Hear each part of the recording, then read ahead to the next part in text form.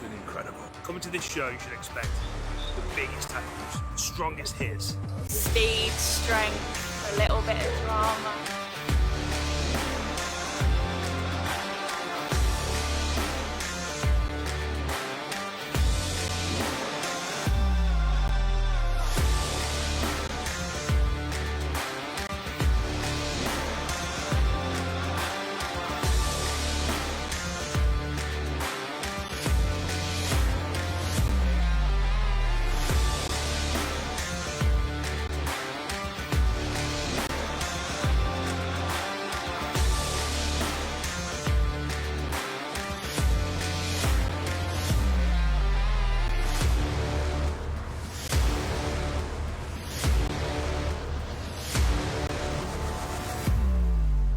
Gladiators, the UK Live Tour 2025. From the OVO Arena, Wembley, London. Starts Sunday, the 30th of November from 6 p.m. Exclusively only on Jackpot Button Lewis 1.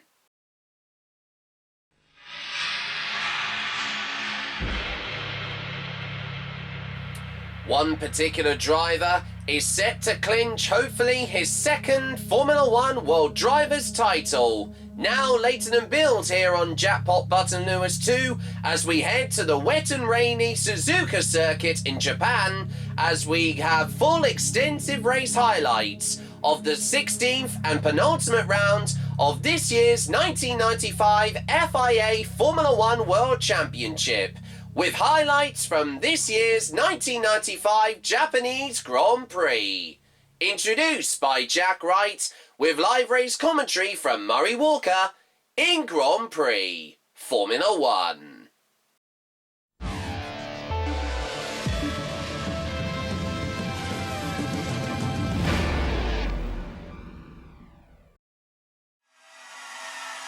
As you did say in the last race, Murray, I know he was already improving from the last race anyway, but the fact he has had another consistent points finish. It's not enough to be lucky, you've got to be good, and he is that. It's a win for Damon Hill. Pratt Williams is going to be very happy with this win. A great result, well done to Damon Hill, who takes the checkered flag and wins the 1995 Pacific Grand Prix as Michael Schumacher comes in an unfortunate but very respectable second place. Second, Michael Schumacher. That's a marvellous performance, and it's going to mean championship points. This young man really is a superlative driver. That's in the points. What a superb race he's had. What an amazing recovery. This'll really help the team in this year's Constructors' Championship. What a fascinating season this is turning out to be.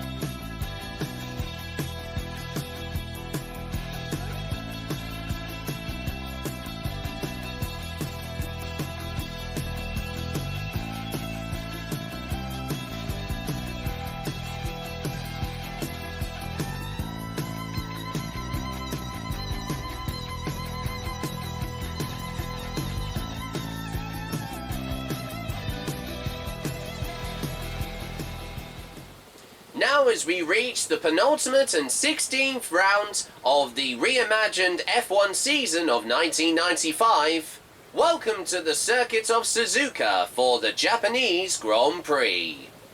Both the drivers and the fanatical fans here in Japan really like this circuit. and it certainly brings out the best in the drivers, with a superb variety of corners from all around, including the all flat-out 130R corner, and apart perhaps the final Cassius triangle chicane, which over the years has been the nemesis of many a racer. And Suzuka in particular has been the scene of some truly exciting races, being first added to the Grand Prix calendar since 1987.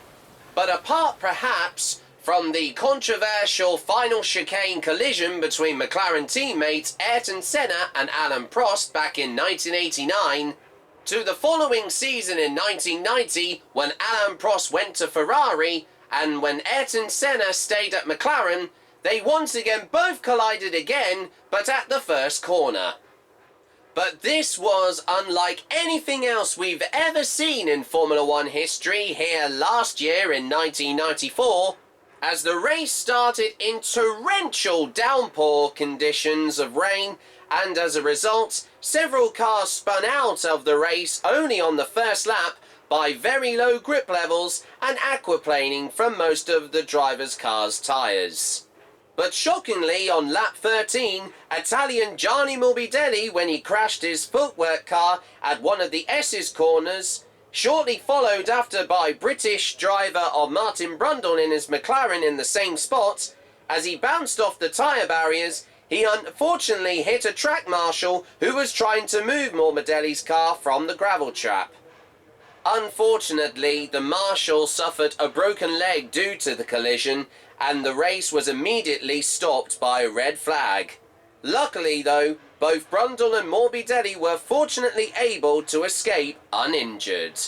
After the race restarts, this was the last time in Formula One history where the race was split into two parts due to not just the race stoppage, but also the final classification had to be set by aggregate time. On the 50th and final lap, Britain's Damon Hill in his Williams Renault took the checkered flag with a larger time gap of 10.1 seconds, but Michael Schumacher had been leading by 6.8 seconds when the red flag was shown earlier on in the race. Thus he took the win by 3.3 seconds on the aggregate time. Hill's Drivers' Championship rival Schumacher started from pole position initially at the start of the race, with the Frenchman of Jean Alesi taking third place in his Ferrari.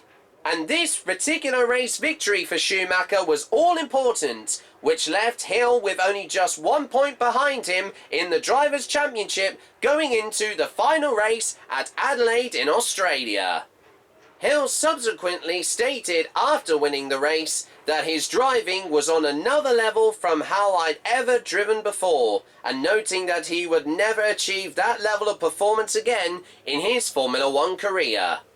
And last time out at the Pacific Grand Prix at the secluded TI circuit in Aida, once again Britain's Damon Hill in his Williams Renault had another dominant and quite remarkable drive as he managed to finish ahead 1 minute and 35 seconds ahead of his championship rival of Michael Schumacher, who unfortunately had to settle for another second place. But for Damon, this was his third race victory of the reimagined 95 Formula One season, with a return to the podium for the Austrian Gerhard Berger in his Ferrari, finishing from a lap behind. But from earlier on during the race, there was a lot of controversy regarding certain drivers who committed multiple unsportsmanlike behaviour warnings and loads of dangerous driving. The drivers in particular were as follows. Despite initially finishing third in the overall race classification, Frenchman Jean-Christophe Bouillon in his Sauber Ford was later disqualified after the race, forfeiting his third place finish and 4 championship points, along with his German Sauber teammate also of Heinz-Harald Frentzen. That meaning the first double disqualification for the team as of this season. And after temporarily replacing the Finn of Mika Hakkinen as he had to be treated for appendicitis, The young Danish driver of Jan Magnussen also was disqualified, involving multiple collisions with other cars, and unbelievably the British driver of Mark Blundell, also for the McLaren Mercedes team, where also once again this is the team's first ever double disqualification from a Grand Prix race and in their team's history. And the FIA president of Max Mosley had some very stern words to say to Mark Blundell, as he's now been issued a one-race ban and could possibly miss out on the final race of the championship at the Adelaide Street Circuit in Australia for the final round of this year's championship. Frentzen has also received a possible one-race ban and can also miss out on the final race from next month in November. But despite that happening, as we now reach the penultimate round of this year's FIA Formula 1 World Championship, and with only 5 points difference between the championship leader now of Germany's Michael Schumacher and Scotsman David Coulthard in his Williams, and also 3 points behind him with Damon Hill also in third place, Schumacher could possibly secure his second FIA Formula 1 World Drivers' Championship title if he manages to win despite the unexpected and quite unpredictable rainy conditions here at the Suzuka Circuit. Good evening, Formula 1 fans. My name is Jack Wright, and welcome to this very tense, it has to be said, edition of my playthrough series. That being my world, of course, Motorsport playthrough series for that matter, of Grand Prix Formula 1, and to extended race highlights of the 16th and penultimate round of the Reimagined 1995 FIA Formula 1 World Championship season, with once again the Fuji Television Japanese Grand Prix here from the circuit of Suzuka, and it's the second, as you can see, of course. We have now this time got the Japanese flag in our background. Of course, this is the second race that, of course, takes place in the very same country of Japan in this particular season. And once again, we would also like to say a huge thank you for your utmost patience regarding the delay of this particular edition of Grand Prix Formula 1.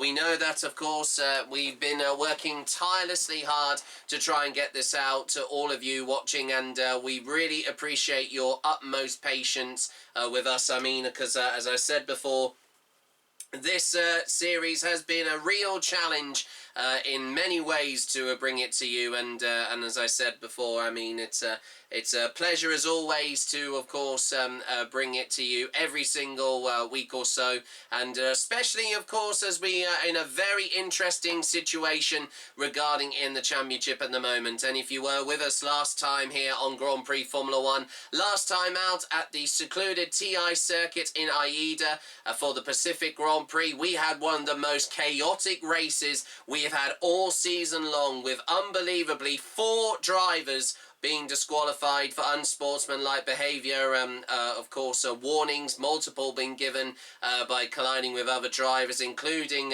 the second place driver that we followed last time, which is Michael Schumacher for the Benetton Mild 7, of course, Benetton Renault team. As you can see, I am very appropriately sporting the team wear for, of course, the team and the overalls of Michael Schumacher himself, because we are following him once again for this edition of Grand Prix Formula 1 for the next race of the championship, and that being once again the penultimate round of this year's reimagined FIA Formula 1 World Championship for, of course, once again, the Japanese Grand Prix here from Suzuka. But last time out, despite missing out on a win, we still had another impressive, dominant performance from Britain's Damon Hill, who once again, after a quite remarkable recovery, after being, I think he He started quite low down the grid in the last race, and he amazingly managed to pull out a remarkable 1 minute 35-second time gap to Schumacher, and with that he managed to secure his third win of this year's Reimagined season, and has put him right back into the championship title race at the moment. And it's looking very, very interesting, as we already know that there's only 5 points between him and Michael Schumacher, and also but he's 8 points behind by Schumacher, but he's only 3 points behind his fellow British and Scottish teammate David Coulthard. And we also had another impressive performance back on the podium for the first time since the Monaco Grand Prix, or I think it was also my apologies, I think the Canadian Grand Prix of Gerhard Berger also getting on the podium again for Ferrari. So it's nice to see that the Prancing Horse team are back in the points, but they are out of the championship hunt as it stands, and as well as McLaren are. And but we did see another great points finish from the Brazilian Rubens Barrichello, finishing 4th in his Jordan Peugeot, and also amazingly the fellow Japanese driver on his two of his home races, Aguri Suzuki, in his Mugen powered Honda powered Ligier, taking 5th place. And amazingly to see a points finish also for the first time in many races for the Finnish Mika Salo for the Tyrrell Yamaha team, sponsored by mobile company Nokia.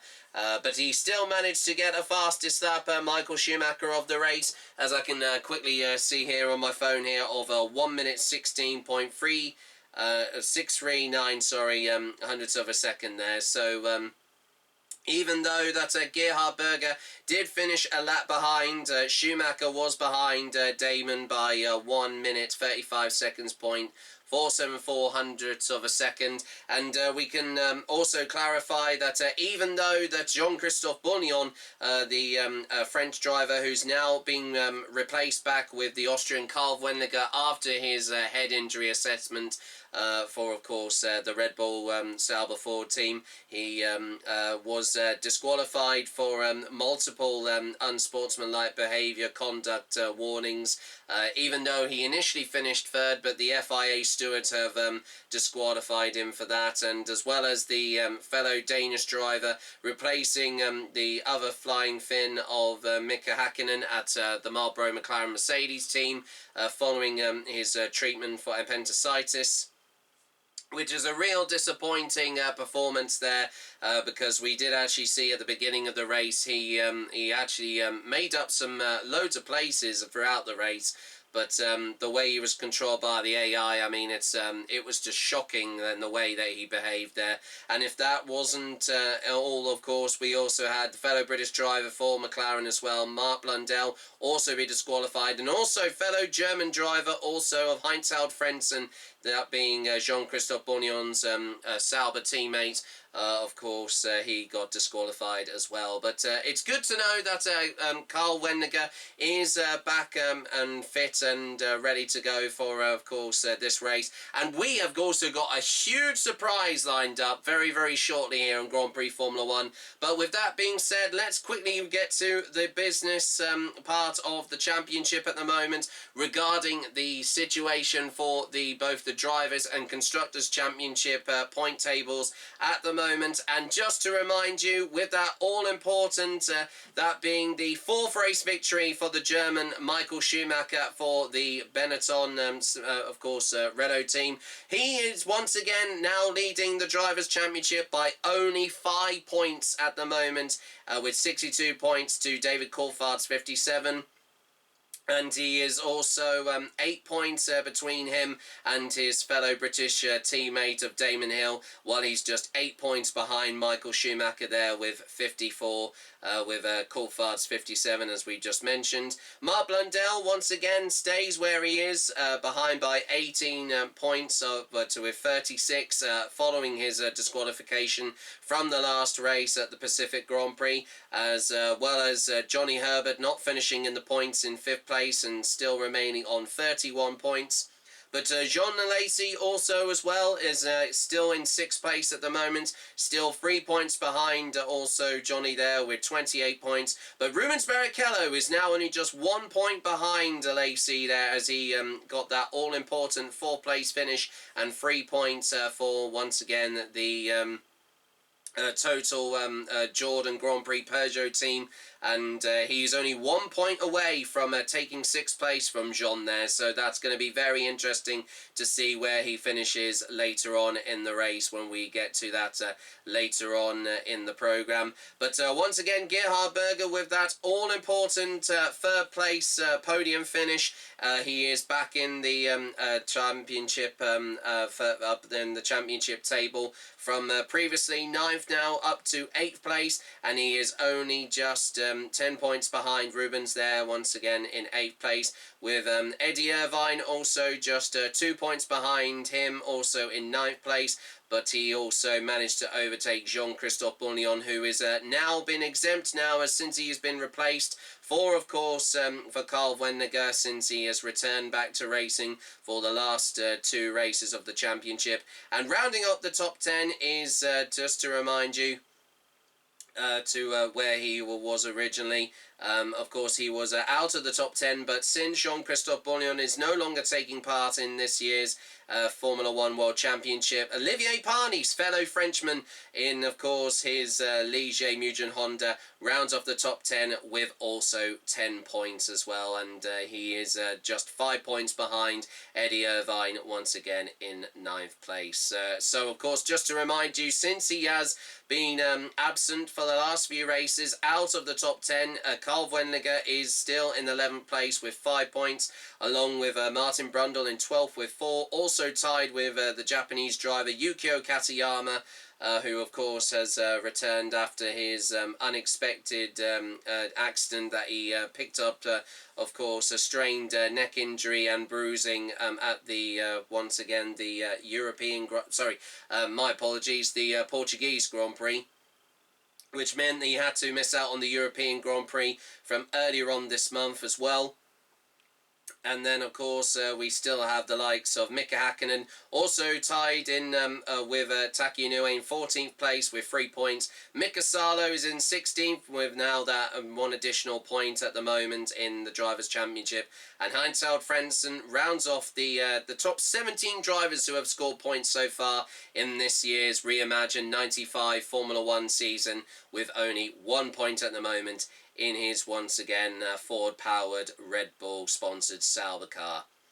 So with that covering now of course, the drivers, let's have a quick look at the Constructors' Championship next, and it's looking very all-important for Williams-Renault at the moment. As you can see, they are currently still leading and extending their lead by 17 points ahead of Benetton, of course, even though they still have Renault-powered engines the same as themselves. Of course, they've got 106 points to 89, so an all-important points finish for both the Williams drivers can make all the difference, because if they manage to finish with 3 points or more, they will secure the Constructors' Championship of 1995. And we do know that it was actually the of course, the fans voted favourite among, of course, as we had from a few races ago, to hopefully secure and defend the Constructors' Championship title for this year.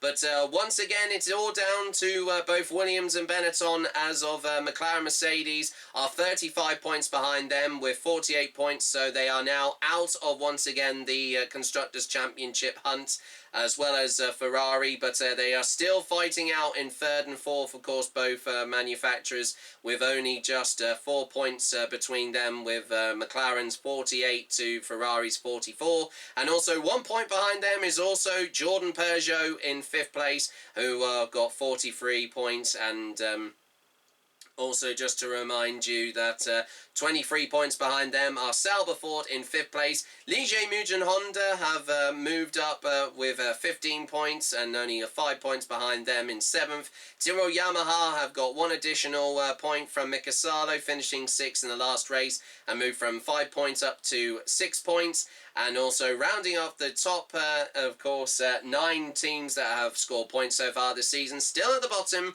with only 3 points at the moment are Footwork Hearts. So there you go, everybody. That is once again a roundup of the current championship, of course, situation at the moment. So we initially thought that with an all-important race victory that, of course, Michael Schumacher needs for this particular race as of this year, is going to make all the difference to try and see if he can keep that championship lead. We do know that if he goes on to win the race as of today, he will secure a 15-point lead going into the final race at the Adelaide Street Circuit in Adelaide for, of course, the final round, the championship finale in Australia. But we do know that there's been a lot going on, of course, in the week leading up to this particular race. And we know that Damon Hill, we start off with Damon Hill, he's been criticised by the British media for poor performances in previous races. And there's also continued speculation that Williams are going to replace him, unbelievably, with either the German of Heinz-Harald Frentzen or Austrian Gerhard Berger for next year's season in 1996. So that's very interesting to hear there. But despite these rumours from, of course, from the British media, the team owner of Frank Williams, the team boss there, he said that he mentioned to, of course, he described and also said to the British press, he gave Hill an unequivocal vote of confidence, and there's with only one meaning, of course, if you've never heard of that word, leading into the race as it stands and this race weekend. Once again, to remind you that we have got the two driver replaced by, once again, of, as I said, Jean-Christophe Bouillon has been released from the team now and is back, of course, following his head injury assessment of the Austrian Karl Wendlinger. And we also do know that after his operation for being treated for appendicitis, Mika Hakkinen is replaced the young Danish driver of Jan Magnussen. But we also do know that following these disqualifications, also to his British teammate, as we saw in the last race of Mark Blundell, also he has been threatened by of course, the president of the FIA, of course, the Fédération de l'Automobile, of course, of Max Mosley. He has also issued a potential one-race ban to Mark Blundell if he is set to, of course, be disqualified and also still behave in the way that he did from just last week at the last race. So he could be missing out on the last race of the season. And the same also with Heinz-Harald Frentzen, as well, as we've mentioned as well. But it's fortunate enough that since and following, of course, he was the reason why Jean-Christophe Bouillon was released from the team was also down to that disqualification that he picked up also in the last race, if any of you wanted to know that as well, which was, I think, very fitting indeed, because there's definitely no need for that kind of driving style in this particular, of course, tier of Motorsport Championship, if I ever had to say it. But with that being said, let's quickly get to the practice and qualifying sessions. And we've also got a very mixed up grid, of course, because of the unexpected, of course, conditions. At the moment, we've got quite a lot of rainfall at the moment around the circuit. We did actually say initially at the end of the last program, we'd like to apologise for getting this, of course, outlook wrong. And we've found out that it's not a dry race for this time around. There is rainfall, and it's very similar conditions to what it was this time around last year. And of course, there was torrential rain downpours here over a year ago. But the rain is not as heavy as it was from last year. But we do know that the rain is set to, of course, clear later on in the race. So a majority of this race is going to be wet. So as we've seen before, the last wet weather race we had was at the European Grand Prix at the Nürburgring. So we're going to be having all the drivers are going to be on wet tyres. And of course also due to the unexpected conditions also that kind of followed after dry weather conditions from the day before, of course, and on Friday and Saturday for both practice and of course the qualifying sessions. We do know that Michael Schumacher was the fastest in the first session, posting a time of 1 minute 40 seconds. 0.410, 2/10 of a second quicker than Mika Hakkinen in his McLaren, with the Williams and Ferrari cars occupying the remaining top 6 positions, with Damon Hill, David Coulthard in 3rd and 5th respectively, and also the Ferrari cars of once again John Alesi ahead of Gerhard Berger in 4th and 6th fastest. And once again Hakkinen also lapped faster than Schumacher in the second practice section, with a time this time unbelievably by just a few hundredths of a second in it, of 1 minute 40.389 hundredths of a second. But an impressive second place for the Northern Irishman Eddie Irvine, 0.3 of a second behind Hakkinen at the end of the practice session. So Jordan are looking very of course they're starting to find their performance again. They of course, I know that they've been very fortunate enough to have been on the podium twice from earlier on this year, as we have mentioned before. And I'm sure that Eddie Jordan, of course, is very confident going into the race for, of course, his team as we go into this particular race, because they have managed to do well in the wet previously on previous races. We do know that if you go back to the San Marino Grand Prix, I think it was I think Eddie Irvine managed to qualify 3rd or 4th, I think, to my knowledge. So quite remarkable, and just how the game is, of course, programmed here, of course, by the AI, especially when it comes to wet weather races. They normally would have the fastest time to, of course, as we followed with the exact times that were, of course, recorded and set by all the drivers in the real life season from over 30 years ago as of this year. Of course, sometimes it can go out the window when it comes to these particular wet weather races, as you have seen, of course, on many occasions on this series, as crazy as it sounds. But anyway, of course, slightly going off topic there, we can also just remind you that Damon Hill was 3rd in the second practice session, 2/10 behind Mika Hakkinen, with Schumacher in 4th behind Damon, and the Ferrari cars being 5th and 8th, with once again Alesi in front of Gerhard Berger. And Heinz-Harald Frentzen Sauber and David Coulthard's Williams split the drivers of the Ferraris, and with both Williams cars going off into a gravel trap, they managed to still make the top 10. And of course, amazingly, that as we get to the qualifying session, it is unbelievable that both the Williams drivers really did struggle.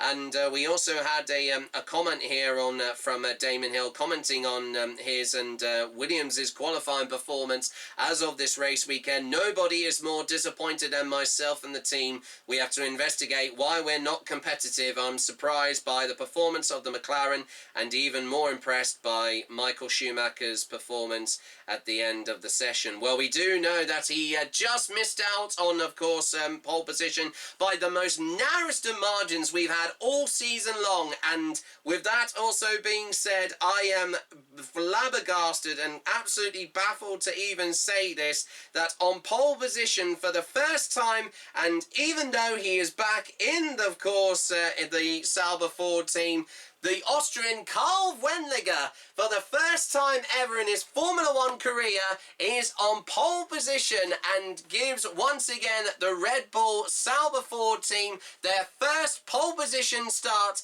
in their team's history by the time of 1 minute 50. 0.203 of a second. I mean, that is unbelievably. And Schumacher was just behind by 0.7 of a second. I mean, that couldn't get any more closer than any other qualifying session we've had in this series so far. But we can also have a quick look here as we also do have the grid scrolling just behind the camera here, but we will get to the full race, of course, starting grid very, very shortly. But we have been seeing some more quite astonishing and quite unbelievable performances from the likes of certain drivers. But we do know that Mark Blundell is unfortunately starting quite far down in 18th place. And of course, especially the pressure is really on for the British driver to deliver an all-important good result for the British team based in Woking. But we do know that, as we're seeing here also, the Frenchman of Jean Alesi has managed to secure third in his Ferrari there. So good qualifying there from, of course, the team run once again by Jean Todt, and also former world champion Niki Lauda as one of the technical advisors of the team.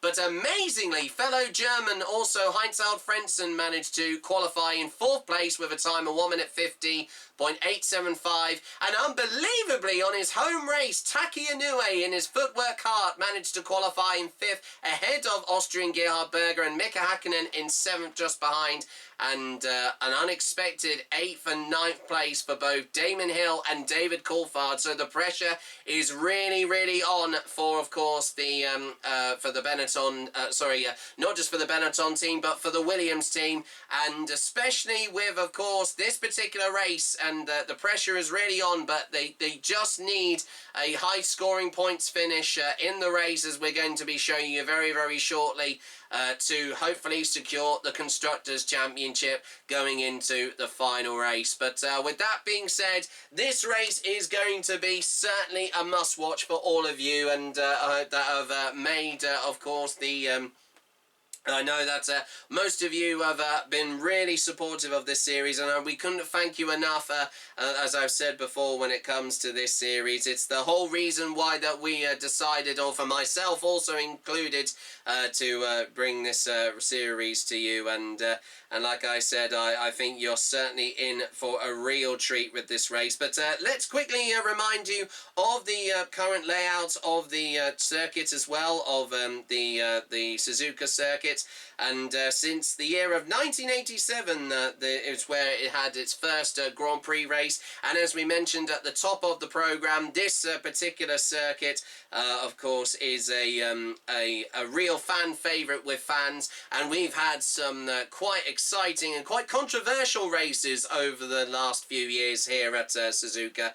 And not to mention the controversial, of course, final chicane collision, of course, at the Casio triangle chicane, where between the then teammates of that being of Ayrton Senna and also of that being Alain Prost. And we do know that, of course, and shortly the year after that, when Alain Prost went to Ferrari the following season in 1990, then to 1989, and when that happened from the year before that, they ended up having another controversial collision when they were both trying to overtake each other, going this time into the first corner, in particularly of the first turn.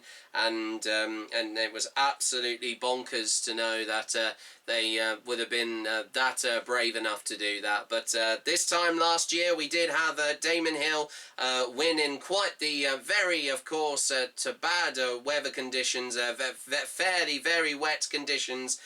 Almost, it was very, very similar to like almost monsoon conditions, actually, made for that matter as well. But we can just quickly remind you once again of the circuit, which is at 5.859 kilometers, which is in miles of 3.641, and it's a race distance of 53 laps, which is 310.588 kilometers an hour. And we've also got an amazing attendance of over 330,000 fans throughout this race weekend to have seen this particular race. So I'm sure that they are going to be in for a very exciting race, and especially with the all-important situation in the Drivers' Championship, it's all going to go down to Michael Schumacher, and I know that he may be starting behind Carl Wendlinger in, of course, in his Sauber Ford, but I'm sure that he's going to be no trouble to, of course, once again to the Austrian there. So it's going to be very exciting. So with that being said, and without sounding too repetitive, it's now time for me to head over to the commentary box to join my commentating partner in crime, that being the late, great, legendary voice of Formula One himself, of Murray Walker. And of course, it's time now to bring you the full starting grid, as it's now time for full extended race highlights of round 16 and the penultimate round of this year's reimagined FIA Formula One World Championship with the 1995 Fuji Television Japanese Grand Prix, here from the circuit of Suzuka. Here is the starting grid for round 16 of the 1995 FIA Formula One World Championship with the Japanese Grand Prix. And remarkably, for the first time ever in his Formula One career on pole position, Austrian Karl Wendlinger starts on pole in his Sauber Fords, with the German of Michael Schumacher in his Benetton in second. Third is John Alesi in his Ferrari, with another great performance from the German Heinz-Harald Frentzen in the other Sauber. Fifth is Taki Inoue in his footwear kart, with Gerhard Berger in the other Ferrari in sixth. Seventh, Mika Hakkinen, with a poor performance from the Williams drivers of Damon Hill and David Coulthard in 8th and 9th. Eddie Irvine is 10th, with Johnny Herbert in 11th, and Rubens Barrichello and the other Jordan in 12th. Olivier Panis is 13th, with Yuko Katayama, the first of the Tyrrells, in 14th, with his Finnish teammate Mika Salo in 15th. Aguri Suzuki is in 16th, with Gianni Morbidelli of the other footwork in 17th, with a poor performance from Mark Blundell in his McLaren. 19th is Badoa with 20th Pedro Lamy. On Tamini is 21st, with Pedro Diniz in 22nd, and 23rd is Roberto Marino, and starting at the back in last place is Belgian Bertrand Gachot in the second of the Pacific Fords.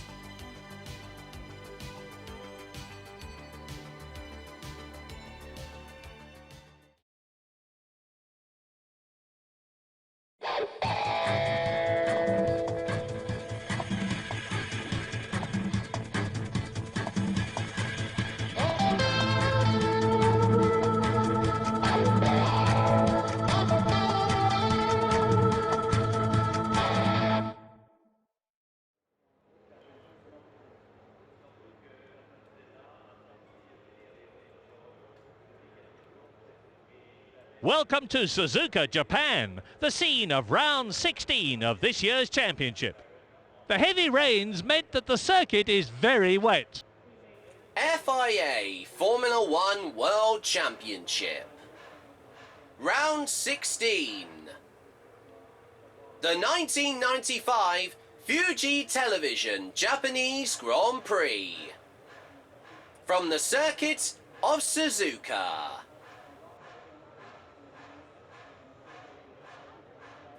And now, to take you through all 53 laps of this year's 1995 Japanese Grand Prix, here from the wet and rainy Suzuka Circuit here in Japan, it's now time to hand you over to our official race commentators.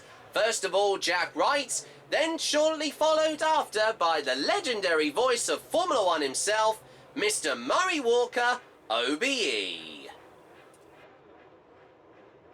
So as the rain continues to fall here at the Suzuka Circuit here in Japan, and as the drivers are currently on their way round on the formation lap before they line up on the grid for once again the penultimate and 16th round of this year's FIA Formula One World Championship with the 1995 Fuji Television Japanese Grand Prix here from Suzuka. And I mean, to even say his name at this moment is still baffling to me, but a truly unbelievable performance from the Austrian Karl Wendlinger, who narrowly beat Germany's Michael Schumacher and his Benetton by just the most narrowest of qualifying times, only 7,000th of a second in it between them two, and with of course breaking up the likes of Jean Alesi in third, but brilliant qualifying also from of course that being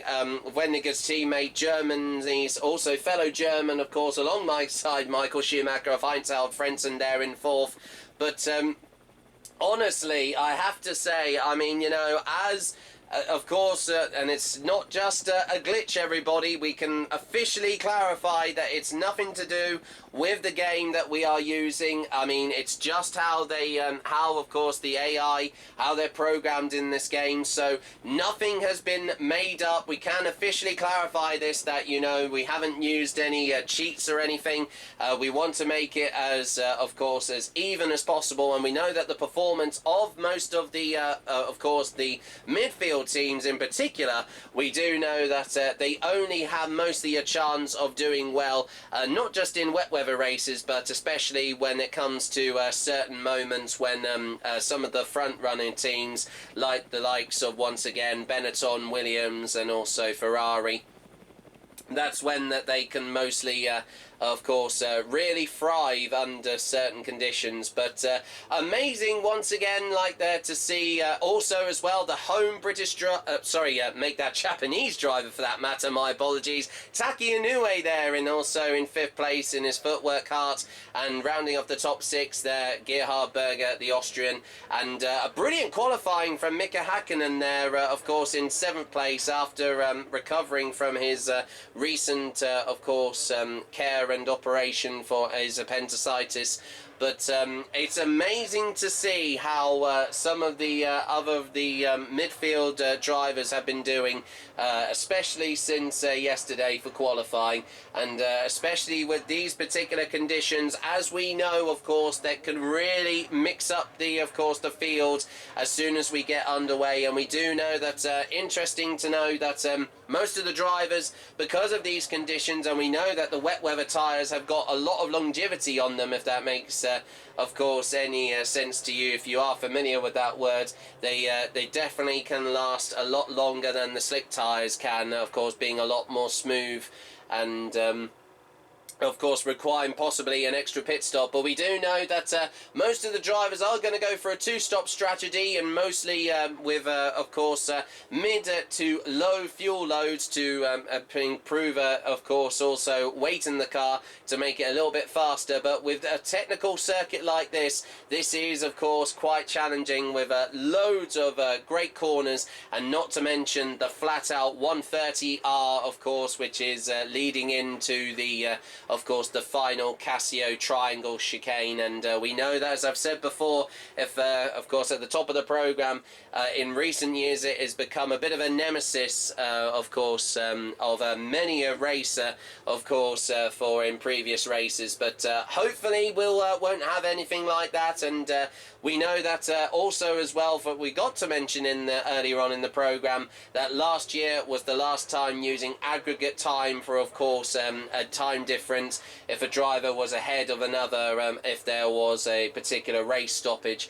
But we do know that it's nothing to do with that for Michael Schumacher. He won't need to at least finish 3.36 seconds ahead of course that being of Jean Alesi in his Ferrari, when he took an all-important second place here this time last year to close the gap in the Drivers' Championship, and it going down to 1 point ahead of his championship rival Williams' Damon Hill. So but of course an all-important race victory hangs in the balance for Schumacher to try and continue this championship lead, of course, in the Drivers' Championship, to take the championship down to the final race from next month in November, once again to remind you, which is at the Adelaide Street Circuit in Adelaide, South Australia for the Australian Grand Prix, so which is going to be very exciting. And I know that we've already found out that it's going to definitely not be similar conditions to what we're having here at Suzuka. So, but with that being said, of course, we will certainly look forward to bringing you, of course, coverage of that within the next few weeks or so in the lead up to a very hopefully exciting championship finale, of course, of this season. And it's been, as I've said before, also along with Murray here, it's been an absolute pleasure to bring you this particular season, marking its 30th anniversary so far as of this year of 2025, and we hope that you're all ready for an exciting race. And we know that in previous wet weather races we've had some close finishes in the past, and let's hope that we get to see something very similar to like we had at the French Grand Prix after a truly remarkable race victory from this time also once again from Michael Schumacher, when he managed to overtake, I think it was Jean Alesi in the of course on the final lap. And it will, I'm sure that with this particular race, I hope it will be just as eventful. Well, with that being said, as all of the drivers now, all 24 on the grid, have now lined up back onto the start and finish straight, and we are waiting for the red light to come on along with the green light, and we'll be underway with 53 laps of this year's 1995 Japanese Grand Prix. So once again, here you go everybody, here we go everybody. To of course correct myself, it's time for the 16th and penultimate round and full extended race highlights of this year's 1995 Fuji Television Japanese Grand Prix, here from the circuit of Suzuka. I'm sorry, I didn't mean to ramble there. I mean, there's been a lot going on, especially, I know, with this particular race, but I know that as soon as this one's over, I think we're certainly in for one exciting championship finale. But it all depends on who will win this race. I mean, as much as Michael Schumacher needs to win this, I mean, you know, I'd love to see what, of course, the Williams drivers of Damon Hill and David Coulthard can do, especially from what we saw from this time last week. Honestly, as you've said, Murray, of course, anything can happen in Formula 1, it usually does. Well, let's see if that will come true, actually. But let's see what happens. I'm sure it's still going to be a great race, of course, despite these wet conditions.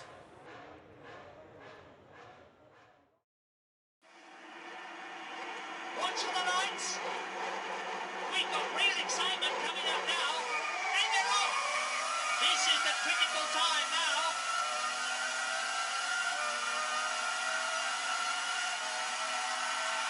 Sensational. Points into first place. He's off to a flying start. He literally stormed off his grid slot there, Murray. That was a brilliant start from the German, Michael Schumacher. And he timed the, of course, the launch off from his grid slot perfectly there. That couldn't have gone any better for the current world champion, Murray.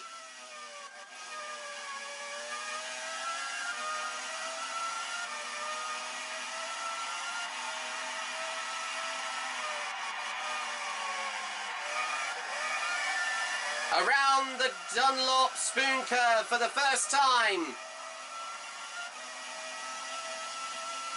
And Buenliga had a poor start there, as he's already overtaken by the Frenchman Jean Alesi in his Ferrari. As Schumacher currently leads by 4.2 seconds at the moment.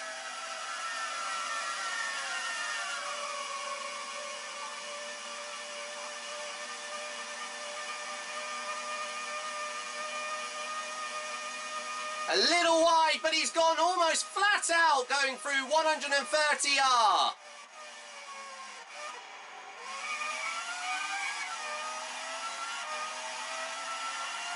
He must be shedding buckets of adrenaline in that car. Well, not only that, Murray, but I know that the rain is still continuing to fall quite, of course, in a mixture between... First, Michael Schumacher. In second, John Alesi. In third place, Gerhard Berger. Fourth, Carl Wendlinger. In fifth position, Damon Hill. In sixth, Heinz Harald Frentzen. Well, at least amazing to hear there from Damon Hill was moved up from 8th up to 5th place in just the first lap. And as I said before you just unexpectedly interrupted me there, Murray, of course, the rain is still lightly falling. It's not drizzling as such, but it's still definitely... definitely some of the drops are not as thin as you may be seeing, of course, on your screens to all of our viewers watching here on Grand Prix Formula 1. We can once again clarify that the weather is set to improve later on in the race, but it will be mostly wet like we've had in previous situations or certain races here on Grand Prix Formula 1. Buckets of adrenaline in that car. Well, as that, Murray, a lot of spray is definitely been kicked off at the back of his Benetton, as you can see, as he goes down the start-finish straight, and amazingly, he's already starting to lead. Initially from 13 seconds to now 17 seconds. As Schumacher starts lap 2 out of 53 of this year's 1995 Fuji Television Japanese Grand Prix. Michael Schumacher. In second place, John Alesi. In third, Gerhard Berger. In fourth position, Damon Hill. In fifth, Carl Wendlinger. Sixth, David Coulthard. Well, once again, I am terribly sorry for that unexpected freeze there on the screen. I think that was due to the game disc. We have actually managed to replace it with one that was a bit more cleaner, but it still managed to skip occasionally. And that's very lucky to know that at least our broadcast of this race hasn't crashed or anything, which is the worst nightmare we could have imagined, of course, for the race highlights of this race. But luckily Schumacher... These kind of conditions. Well, we know that he seems to have managed to improve a lot in the wet weather conditions, Murray. But he did catch the grass a little on that last lap, but luckily he kept the car under control and didn't spin. So, but that was all thanks to that unexpected crash out there from the Japanese TV director and the cameramen from around the circuit, filming the action as it happens here at Suzuka.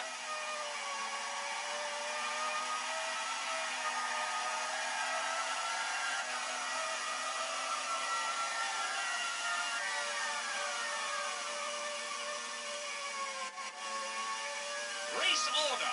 The race leader, Michael Schumacher. In second place, John Alesi. Third, Gerhard Berger. In fourth, Damon Hill. In fifth place, Carl Wendlinger. In sixth position, David Coulthard.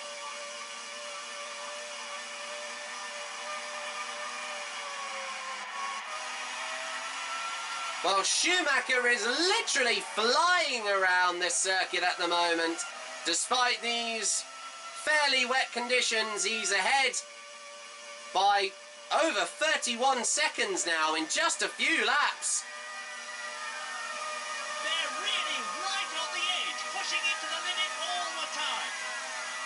Well, it feels like that Schumacher hasn't needed to even do that, because the amount of pace from his Renault-powered Benetton is just incredible. It literally trounced the 4-power of the Sauber of Carl Wendlinger right from the start, as we saw. He already had the, of course, the mostly performance advantage going into the first corner. And Michael Schumacher has set a new fastest lap of 1 minute 56.404 hundredths of a second.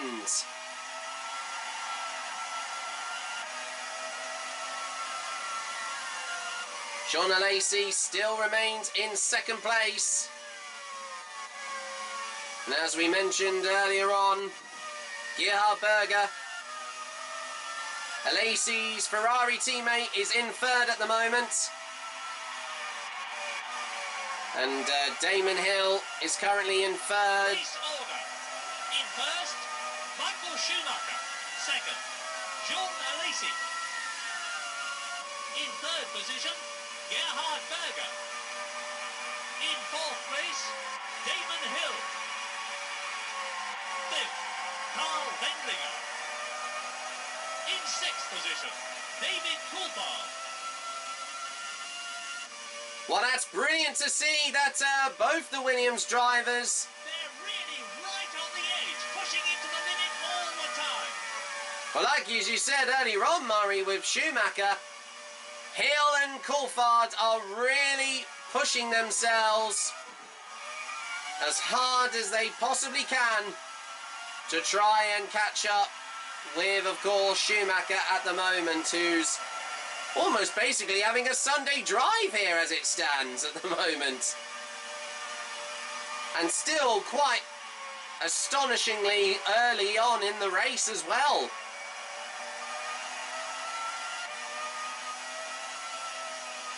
But despite these very, of course, miserable and wet conditions, you can hear, of course, the incredible, loud and passionate cheers of Japanese fans in the stands around, of course, the circuit. And I know most of the fans were quite astonished and overjoyed with the performance in qualifying yesterday from Taki Inoue in his footwork kart, but he has just literally dropped down the order, and that's all sadly, unfortunately, due to the performance of his car. Race order. In first place, Michael Schumacher. In second, Jean Alesi. In third position, Gerhard Berger. This young man really is a superlative driver. In fourth place, Damon Hill. Fifth, David Coulthard. In sixth, Carl Wendlinger. Well, it looks like, as you see there on the screen right now, Coulthard has overtaken the Austrian Carl Wendlinger in his Sauber, and now is catching up with his fellow British teammates, Damon Hill, as Schumacher's already starting to lap some of the back markers already after just 6 laps out of 53 here at Suzuka for this year's 1995 Japanese Grand Prix.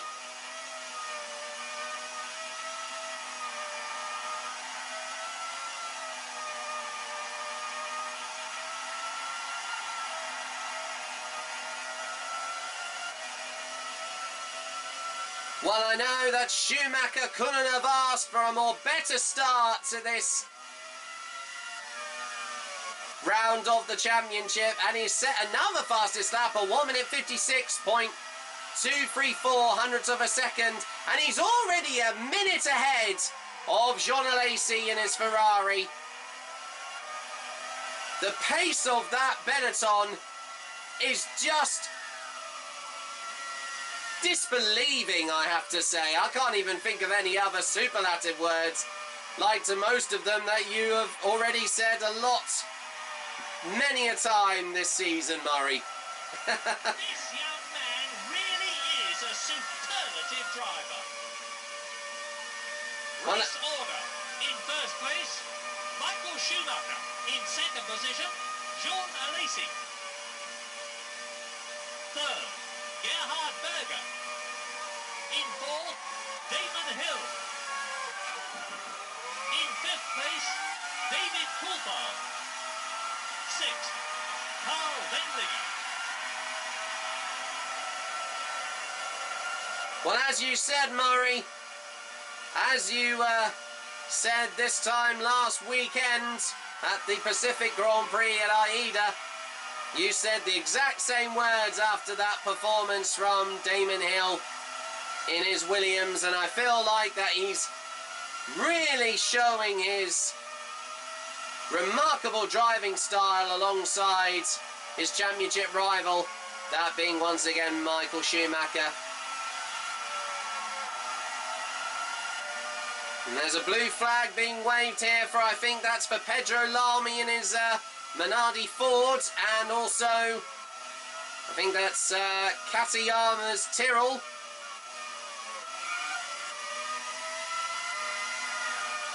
Now he's once again in no rush to overtake him here, since he's so far ahead, as you can see. But he would like to try and at least keep that time gap at a relatively long length, if possible. Ooh! He's shedding buckets of adrenaline in that car. As he's eating the spray off Lamy's Minardi. He must let him past, otherwise he might end up receiving a penalty. There you go, he's now passed, as well as Katayama.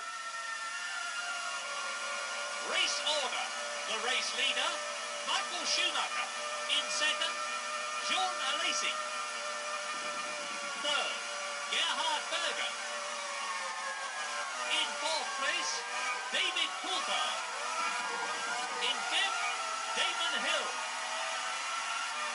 In sixth position, Mika Häkkinen. Well, that's huge there from the Scotsman of David Coulthard, who's overtaken his English teammate Damon Hill, and this can be all important for the Drivers' Championship. He's currently on 3 points as it stands, so he will close the gap if he were to finish there at the end of this afternoon's race. He will close that 15-point gap to Michael Schumacher going into the final round, which once again, as we said earlier on in the programme, will be happening for the last time, as it's also been confirmed, as it's set to be replaced by a brand new circuit. Ooh! Buckets of adrenaline in that car. And that was he nearly rear-ended the back of, I think that's Aguri Suzuki's Ligier, but he has been given a blue flag from the marshals, so he must let him past, which he does. But as I was saying earlier on, as now Mika Häkkinen in his McLaren moves up into the top 6 now.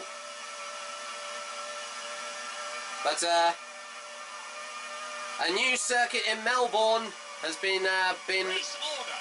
Michael Schumacher, Jean Alesi, Gerhard Berger, David Coulthard.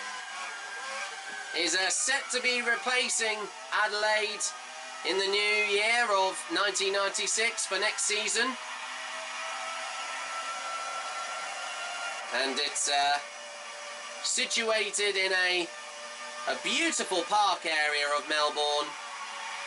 And there's even a lake that actually is in the centre of it, from what I've been told also from not just yourself, Murray, but I'm sure that that's going to be a very exciting new circuit to, of course, take Formula 1 Grand Prix racing in the country as of, like I said, next year, in the year of 1996.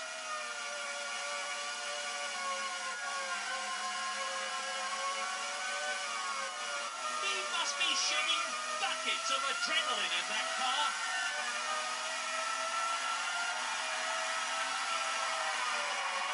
He comfortably laps and overtakes the Italian Gianni Morbidelli in his footwork.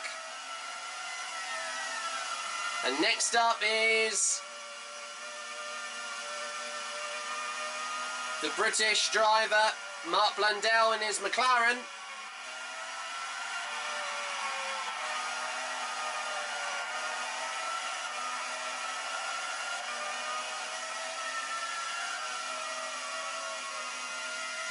He's not looking quick here. I feel like that the wet conditions are affecting the car's performance here. He nearly could have gone for a move through 130R there, but he's backed out of it. I think that was the right thing to do. As they approach the Casio Triangle chicane. Race order.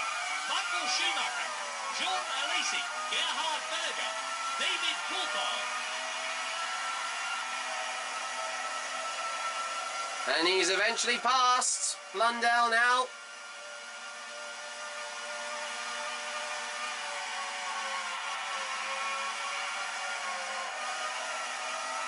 And we've also just been told by the race engineer of Michael Schumacher he's going to go for a two-stop strategy in this race.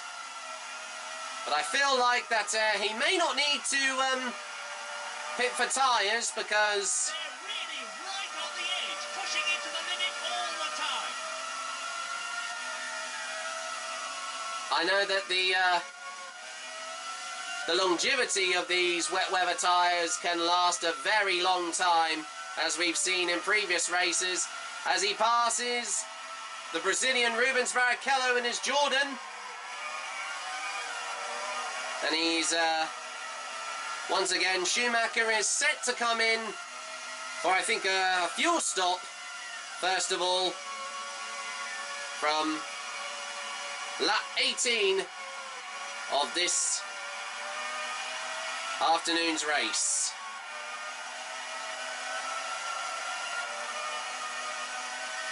Schumacher approaches the second of the Jordans, this time the Northern Irishman, Eddie Irvine. Oh, and he's almost wheel to wheel with the Northern Irishman, and he's just got past though, because I think he must have backed out on 130R there. Oh, and he just went over the curb a little too more than he thought. Luckily, no damage to the front wing or the suspension there, because that was definitely looked like it Race order. dipped there. First, Michael Schumacher. Second, John Alesi. In third position, Gerhard Berger. In fourth place, David Coulthard. Fifth, Mika Häkkinen. He really loves these kind of conditions. In sixth, Damon Hill. And Mika Häkkinen has now moved up to 5th place, overtaking Damon Hill here. So, as it stands, the Williams team, both drivers are in the points, but they definitely need to improve after the shock performance they had in qualifying yesterday, as we mentioned, starting from both 8th and 9th respectively, as we said earlier on before the start of this race.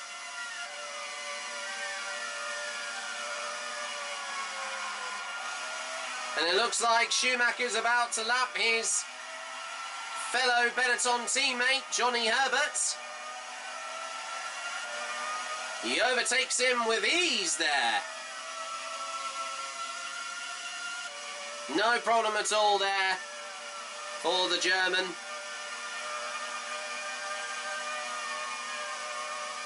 And I feel like that he can relax a little here, but not too much, because this race is far from over for the current world champion.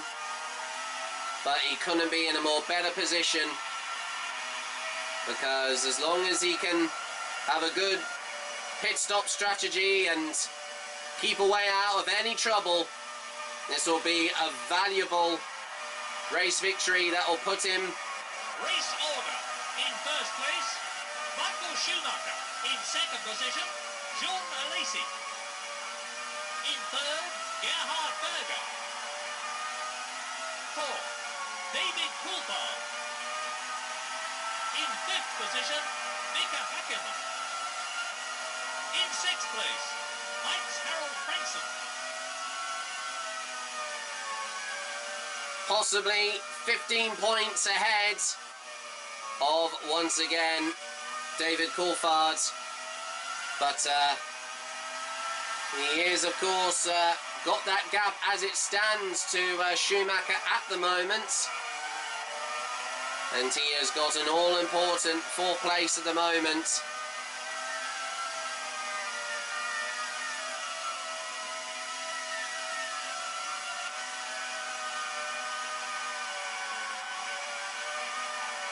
And we know that these points will go all in Benetton's favour to close down the championship lead of Williams in the Constructors' Championship as well as the Drivers' Championship.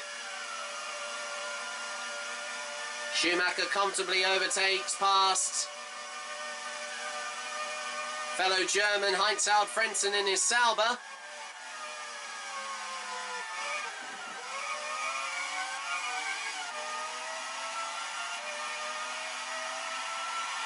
Still amazing to see both the Ferrari drivers of Alesi and Berger there. We do know that It's not enough to be lucky, you've got to be good. And he is that. Gerhard finished in third last time out at the Pacific Grand Prix. Race order. First, Michael Schumacher. In second position, Jean Alesi. In third place, Gerhard Berger. In fourth, David Coulthard. In fifth position, Mika Häkkinen. In sixth place, Heinz-Harald Frentzen. Amazingly, I can't believe that. Now Heinz-Harald Frentzen, I initially thought he actually got lapped there from Schumacher earlier on, but somehow he's managed to find himself into the top six here at the moment.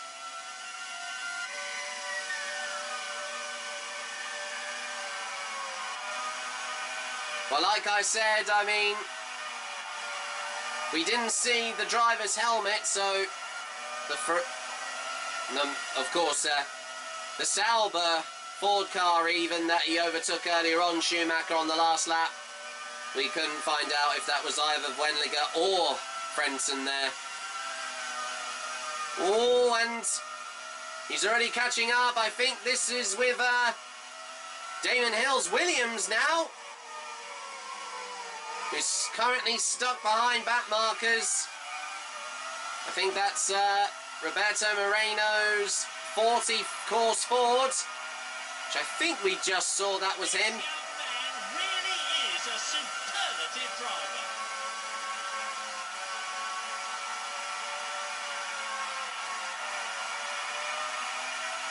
And now Damon Hill is determined to try and get past. There is a blue flag waved to, I think that's Andrea Montemini's Pacific Ford. Hill is trying to find a gap. He's moving this way and that way. First, Michael Schumacher. In second, Jean Alesi. In Oh! third place, Gerhard Berger. In fourth position, Mika Häkkinen. Fifth, David Coulthard. In sixth, Heinz-Harald Frentzen. And I know, well, as I said, I think he was given a blue flag there, Montemini, to let both Hill and Schumacher past, and now he can finally catch up with his championship rival, who is in a very Well, I wouldn't say bad position, but definitely it's a situation he could have asked for in a lot more better way here, because he needed to stand within a chance of maybe putting a bit of a pressure on. Man really is a superlative driver. On his championship rival Schumacher going into the final race as he's 8 points behind. And he manages to overtake him this time. But it looks like some of the drivers are already starting to pit now as Gerhard Berger's moved down to 4th place. Schumacher just clips the grass, but luckily keeps the car under control and back on the tarmac.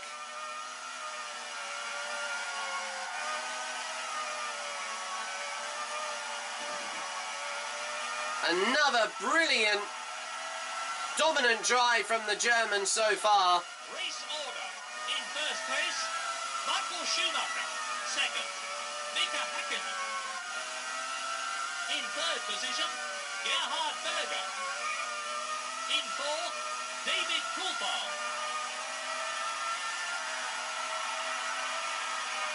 Fifth, Jean Alesi. In sixth place, Heinz Harald Frentzen. Well, it looks like I think Mika Häkkinen has now moved up to 2nd place following both the pit stops. The first pit stops for both the Ferrari drivers of Gerhard Berger and John Alesi. And quite an amazing, of course, situation to see here from the Flying Finn. We certainly didn't think he had this pace after He must be shedding buckets of adrenaline in that car.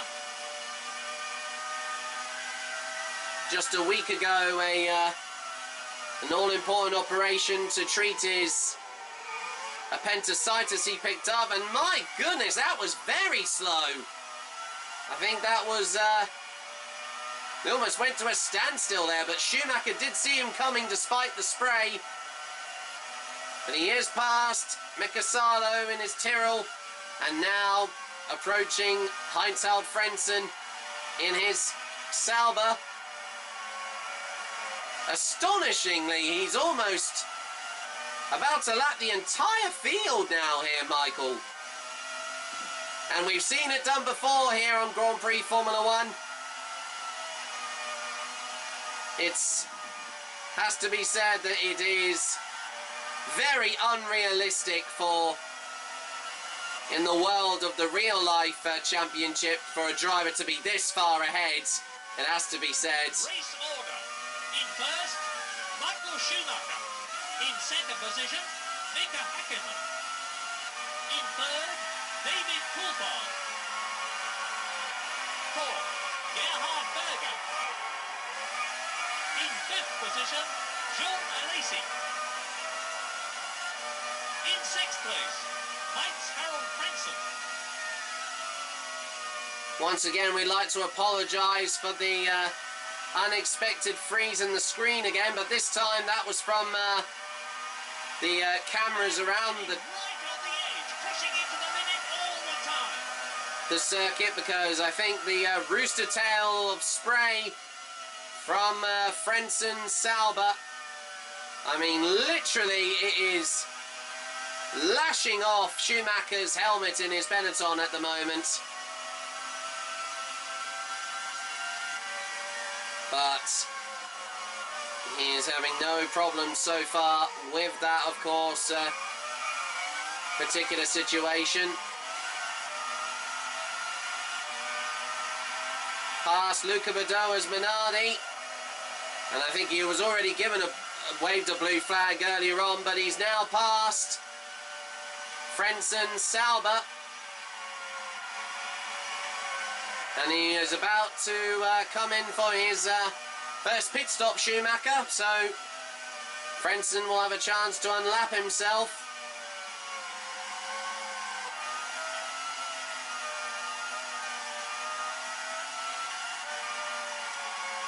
Well, at least since He's only had the wet weather tyres he's got on at the moment for 17 laps, and I'm sure they can be changed, of course, for... First, Michael Schumacher. In second, Mika Häkkinen. In third place, David Coulthard.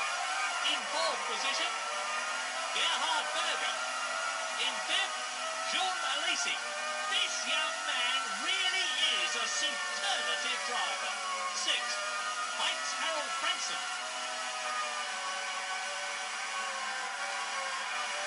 From later on, as of this race, as Schumacher is about to approach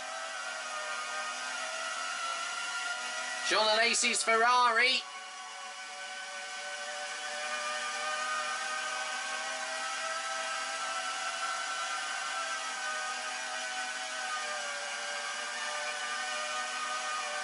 I was gonna say, Lacey's trying to hold him off here, but the pace is, whoa, and he almost touches the rear wing of his, of course, his Ferrari there, Michael Schumacher, but this time he's now past the Frenchman. And he has once again lapped another driver all the way up into 5th position, which is still quite amazing to see that, and he is leading by almost 2 minutes, which we haven't seen this done in a wet weather race for quite some time, it has to be said.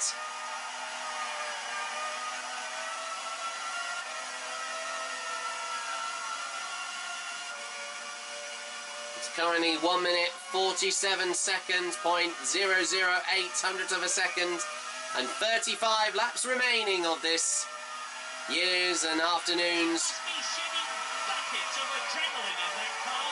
Race order. The race leader, Michael Schumacher. In second, Mika Häkkinen.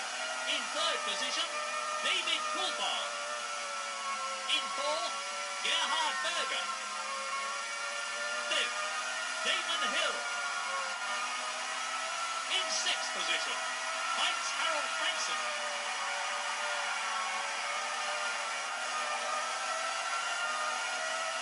Well, he's getting stuck behind. I think that was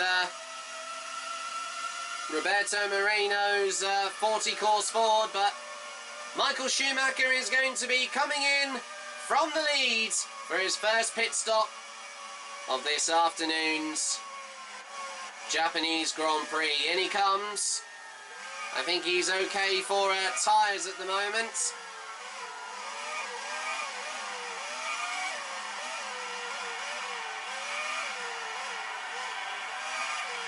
But let's see if he needs to change tyres. I don't think he'll need to, just a top up of fuel.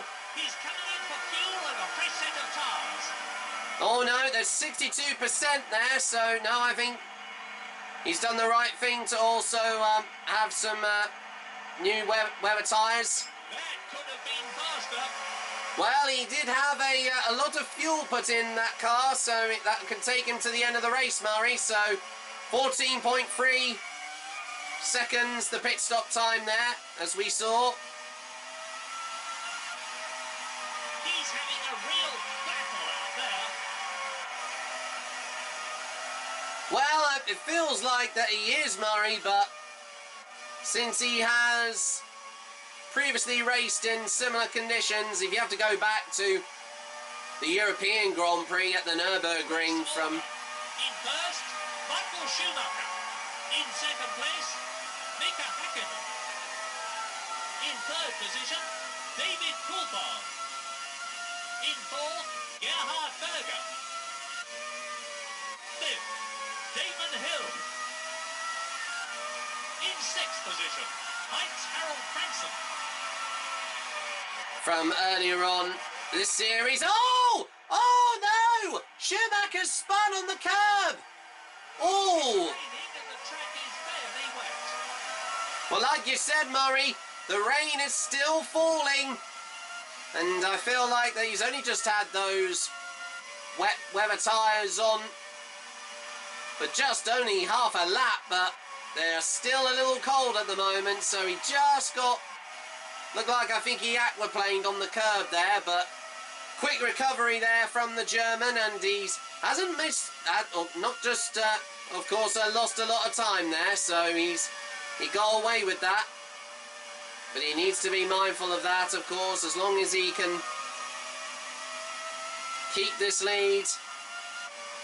Amazing leads to still see Mika Hakkinen in his McLaren in second place, as well as David Coulthard in third at the moment still.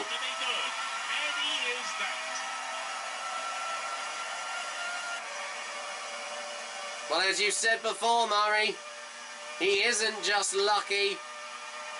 Even though, against all odds, especially whether it be wet weather conditions or if he has spun in the past, we do know that he has managed to stay calm under pressure here.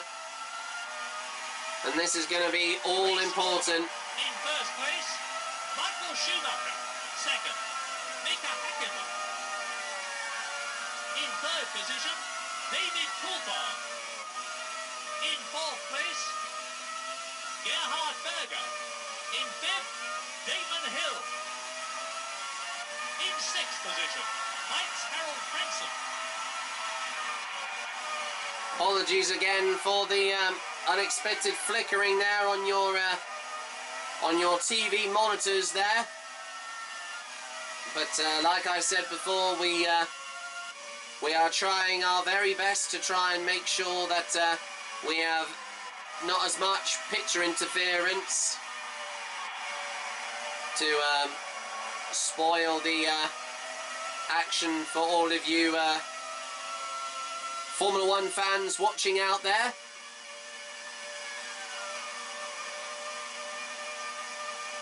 At least we know now that the time is starting to come down now for Schumacher. You've got to be good, and he is that.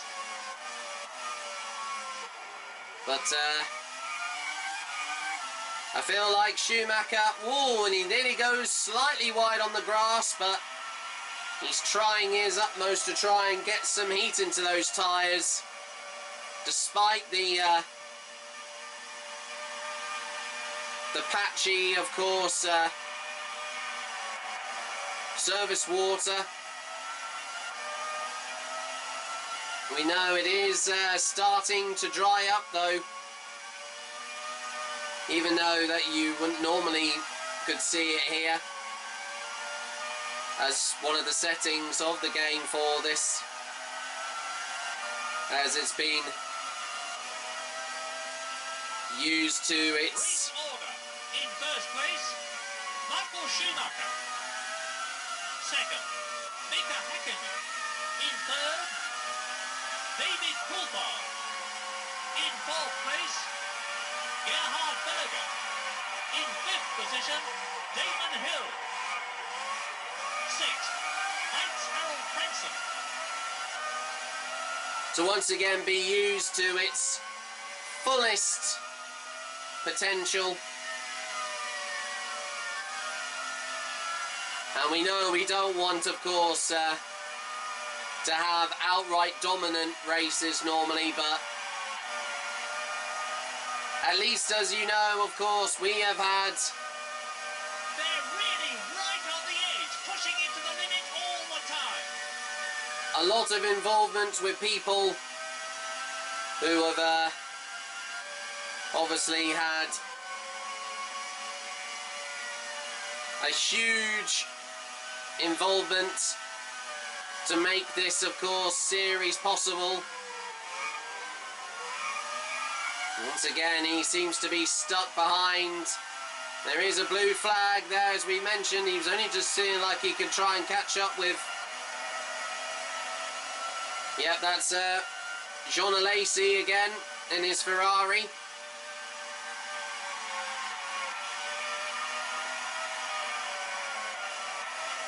And we are already, as I've said before, or if I haven't already, We're already past already a quarter of a race distance, and we're getting already close to halfway through this year's 1995 Fiji Television Japanese Grand Prix here.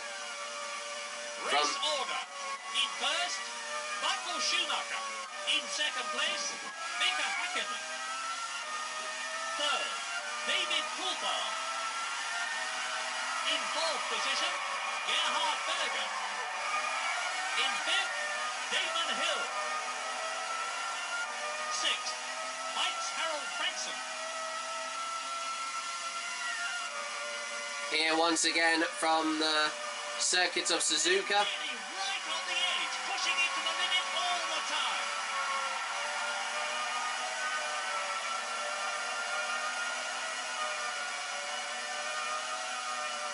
Well, since because of the back markers slowing once again Coulthard down here, he's already gone under a minute now.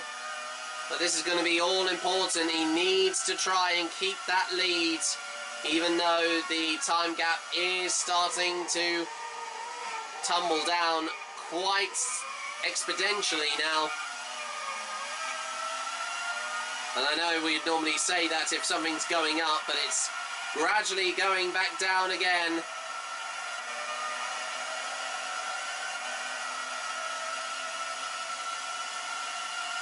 As you mentioned before, sometimes Murray, he is losing a bit of ground, but he still has it in moderation at the moment.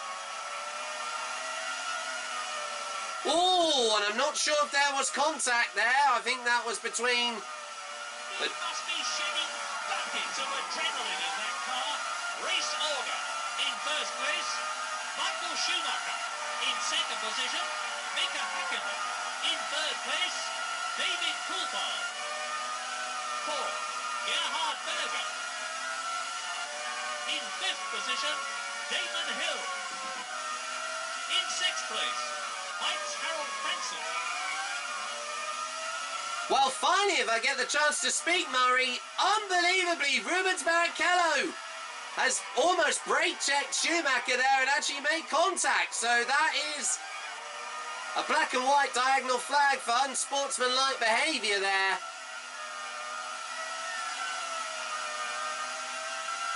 I feel like that he was getting a bit frustrated of being overtaken, but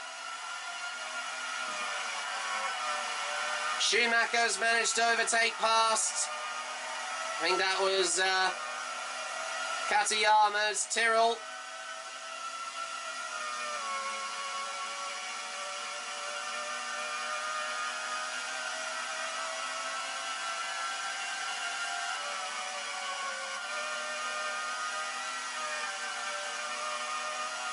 Just a reminder, as you can see, Berger is still in fourth place, Damon Hill in fifth, and Heinz-Harald Frentzen rounds off the top six at the moment.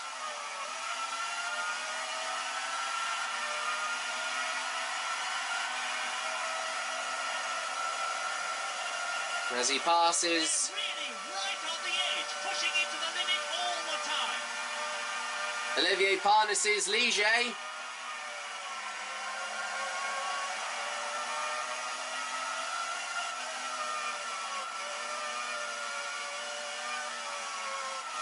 Race order. In first, Michael Schumacher. In second position, Mika Häkkinen. In third place, David Coulthard. Fourth, Gerhard Berger. In fifth, Damon Hill. In sixth place, Mike's Harold Frankson. Well, he nearly had a near miss there, Schumacher on the grass again. Quick reactions though from the German, keeping the car on the tarmac. At least he didn't spin there to get past. I think that was Taki Inoue in his footwork hearts. It's quite unbelievable how now that he was so dominant earlier, and now because of the back markers constantly slowing him down here, and once again to remind you, not intentionally, that's just how they are. They're being very defensive since they've been overtaken quite the fair few times as of today in this afternoon's Grand Prix.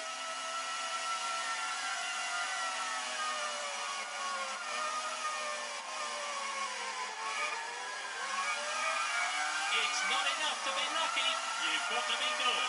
And he is that. He did go back slightly, he just held off, trying to get past fellow Ligier driver, once again, of Aguri Suzuki.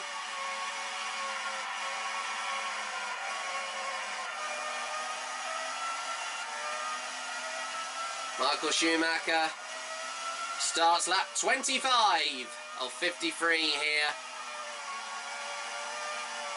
from the Suzuka Circuit here.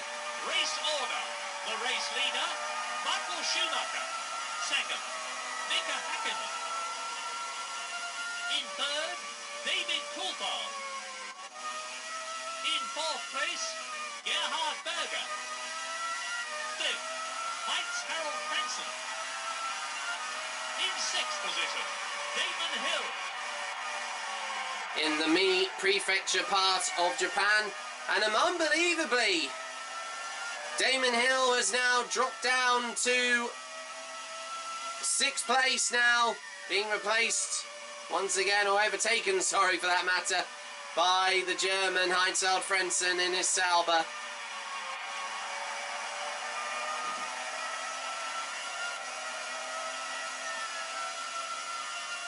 A vast improvement on how he was in the last race, but it also didn't help that the track was very narrow in places also as well, just to alliterate that. It's not enough to be lucky, you've got to be good. And he is that. Well, I know you've said that many a time, Murray, but Schumacher hasn't just had to rely on luck here today. He's worked hard in previous races, as we know, all season long, and he is in a very comfortable situation still here at the moment, as long as he can maintain this lead as he has done in previous races from last year. As long as he keeps his cool and not get too over-ambitious. Race order. In first, Michael Schumacher. Second, Mika Häkkinen. In third place, David Coulthard. In fourth, Gerhard Berger. In fifth position, Heinz-Harald Frentzen. In sixth, Damon Hill. We're undoubtedly, as we mentioned at the end of the last edition of Grand Prix Formula 1,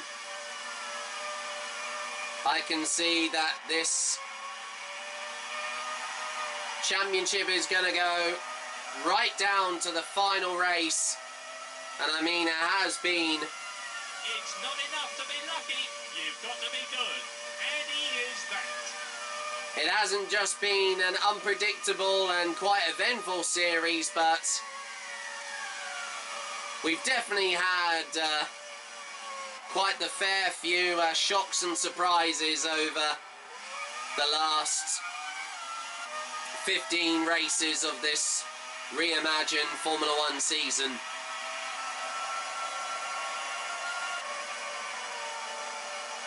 It looked like, I think, one of the Williams cars, I think that might have been either Hill or Coulthard, but we'll find out if Hill is still in 6th place at the moment. If he doesn't score any high points, no, I think that might have been Coulthard, I think. He's already been lapped by Schumacher, as you can see on your screen.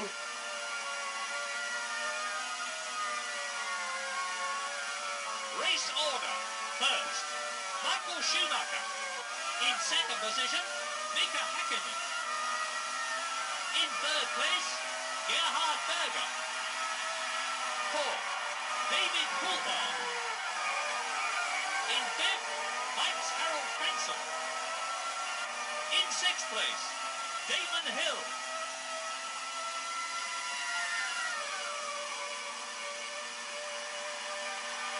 It's not enough to be lucky, you've got to be good, and he is that. I feel like you found your new thing to say, Murray, most of the time here. You can never, ever, of course, keep your mouth quiet for it. Don't take that the wrong way, Murray. I've never seen you had to be so repetitive, that repetitive use of that phrase that much.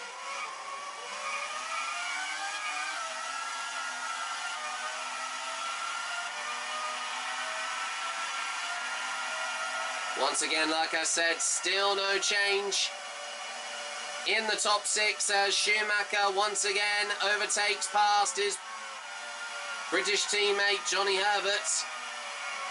Oh, but he did slow down because he managed to unlap himself there, Herbert. And now he's trying to get past the back marker of the 40 course forward. I think that's of Pedro Diniz. Oh, and I'm not sure if he might have made contact as well. We couldn't see because of the spray, but we haven't heard anything as of yet. But he manages to get by though, so a lucky escape there for Herbert. Race order. The race leader, Michael Schumacher. In second, Gerhard Berger. Third, David Coulthard. He must be shedding buckets of adrenaline in that car. In fourth position, Mika Häkkinen. In fifth place, Mike's Harold Frenzel. Sixth, Damon Hill. Well, that was a very close near miss with Yukio Katayama slamming almost to a standstill through the Dunlop, of course, sorry, the spoon curve. That was the Dunlop corner that Schumacher's just gone past there. Luckily, Schumacher did manage to avoid him there, but that was some aggressive defending from the fellow Japanese driver. He needs to be careful. This may be his home race, but he won't get away with that kind of driving style lightly.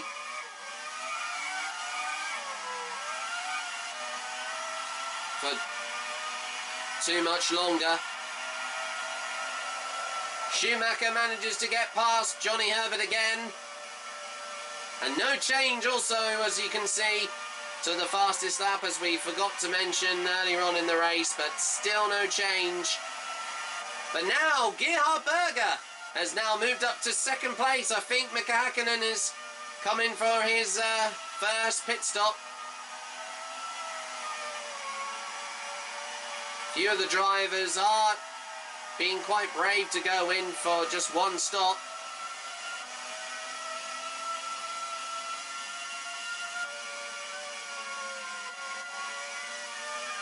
It's not enough to be lucky, you've got to be good, and he is that. Race order. The race leader, Michael Schumacher. In second place, Gerhard Berger. In third, David Coulthard. In fourth position, Mike's Harold Frenzel. In fifth place, Mika Häkkinen. Sixth, Damon Hill. So Mika Häkkinen has come back out in fifth place after his pit stop. As Schumacher once again is about to overtake his British teammate. Once again, that being Mark Blundell. The blue flag is away from the marshals here, so he can't hold him up for too much longer. Otherwise, he may risk a penalty. And just to remind you, everybody, he is also on a potential one-race ban here if he does get disqualified yet again, like he did last time out at TI Circuit Aida. That means that Heinz-Held Frentzen has now moved up to 4th place. He's back in the points again.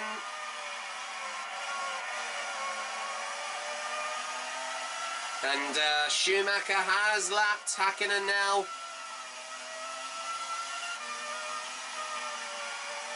And only 23 laps remain of this year's and afternoon's. To be lucky, you've got to be good. And he is that. 1995 Fuji Television Japanese Grand Prix here from the Suzuka Circuit. Schumacher approaches the Jordan of Rubens Barrichello. Race order. In first, Michael Schumacher. In second place, Gerhard Berger. In third position, David Coulthard. Fourth, Heinz-Harald Frentzen. In fifth, Mika Häkkinen. In sixth place, Damon Hill.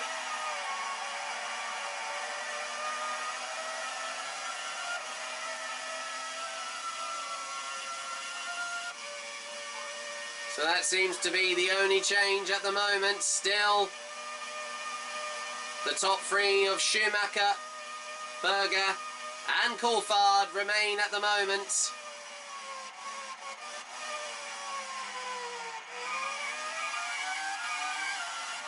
Once again, to remind you, the Ferrari team have yet to win a race as of this year. Their performance is completely mismatched to the likes of both Williams and Benetton, who have mostly won races of this year. But it was still quite astonishing. Enough to be lucky, you've got to be good. And he is that. To see the likes of the teams of Jordan and Sauber make occasional appearances also on the podium, and also, it has to be said, also Ligier as well, which has also surprised all of us, I think, especially to all of you that were watching,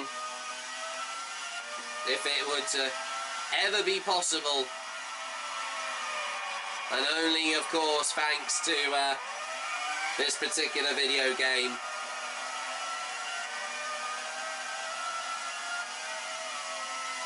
Race order. First, Michael Schumacher. In second position, Gerhard Berger. In third, David Coulthard. Fourth, Heinz-Harald Frentzen. In fifth place, Mika Häkkinen. In sixth, Damon Hill.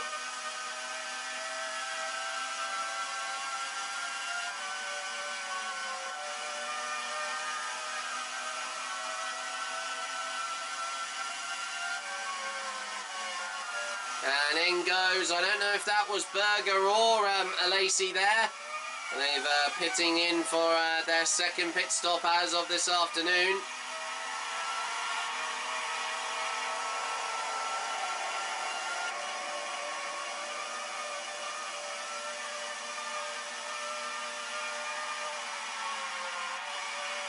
It's not enough to be lucky.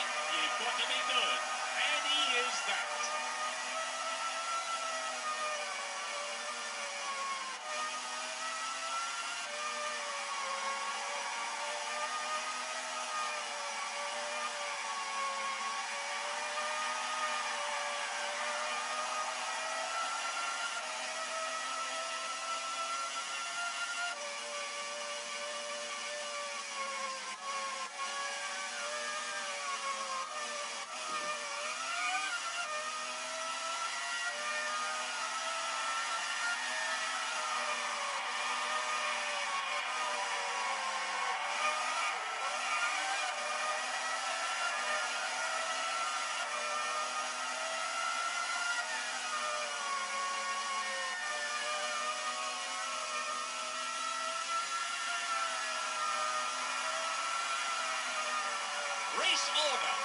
race leader.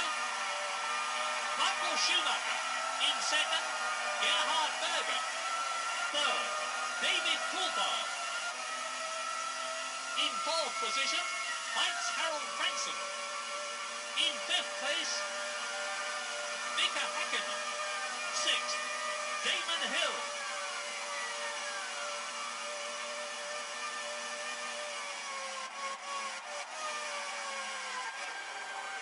Well, it's been a while since we last had a race like this, and I know it was only just 2 rounds ago, Murray, but He really loves these kind of conditions. well, he's definitely most excelling in them. That was perfect timing there from you, Murray. But this has been, once again, another impressive, dominant performance here from Michael Schumacher. And I know we seem to use those words quite a lot on this series of Grand Prix Formula 1, but we can't honestly think of any others apart from them, because they're definitely more on topic than any other ones we can think of, really.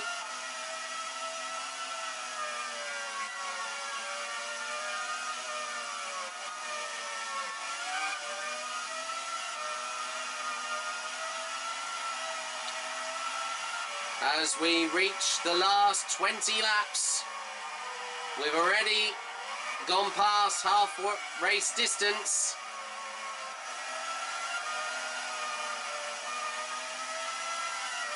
That being 31 and a half.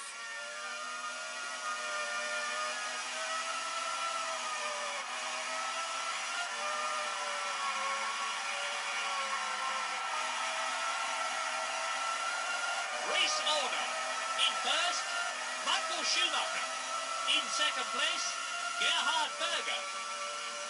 In third position, David Coulthard. In fourth, Heinz-Harald Frentzen. Fifth, Mika Häkkinen. In sixth position, Mark Blundell. He really loves these kind of conditions. And out of nowhere, because I think he's already taken a pit stop, Mark Blundell is now in the top 6. I think Damon Hill must have pitted earlier on, and Schumacher is approaching his second pit stop.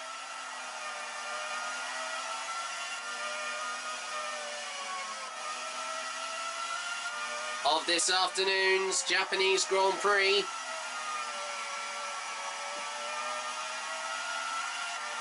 He has to be very careful not to go on the curbs too much. I know the tyres are definitely It's raining and the track is fairly wet. definitely being used to their most fullest. I mean, they've been kept at the optimum temperature, and they are really giving the most amount of grip possible and channeling all of that surface water onto the track, and to make it a little bit more easier for the car to just glide through the corners. But the rain has definitely stopped now, as we have forgot to mention earlier on. First place, Michael Schumacher. Second, Gerhard Berger. In third position, David Coulthard. In fourth place, Heinz-Harald Frentzen. In fifth, Mika Häkkinen. In sixth position, Mark Blundell. Well, since Hill already pitted earlier on, that meant that both McLaren drivers are in the top 6 at the moment.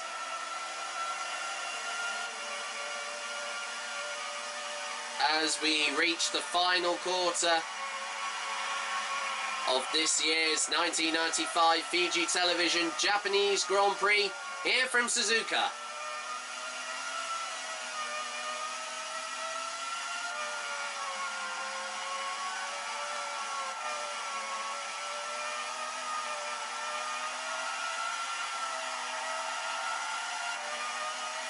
Once again, we forgot to mention earlier on as well, Schumacher has kept it very clean driving here so far, even though he did have an unexpected collision, but that was all down to the fault of Rubens Barrichello and his Jordan from earlier on. But the front wing doesn't seem to look as damaged as most other people might think here, especially among all the most of the team. Really loves these kind of conditions. The team members of the Mild 7 Benetton. Race order. In first place, Michael Schumacher. Second, Gerhard Berger. In third, David Coulthard. In fourth place, Heinz Harald Frentzen. In fifth position, Mika Häkkinen. Sixth, Mark Blundell. Formula 1 team there, as I just got interrupted there from Murray, my apologies. Well, I know we haven't had one since from earlier on in the race, but we're now going to ride on board with Schumacher now. He approaches the back marker of, I think that's Diniz, Pedro Diniz's 40 course Ford.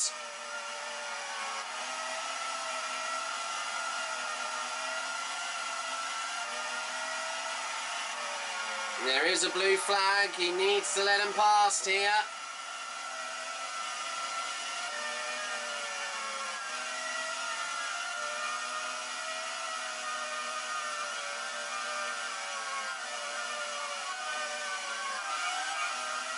There we go, he's finally found a gap there, and a load of cars are now trying to catch up there with Schumacher to try and unlap themselves.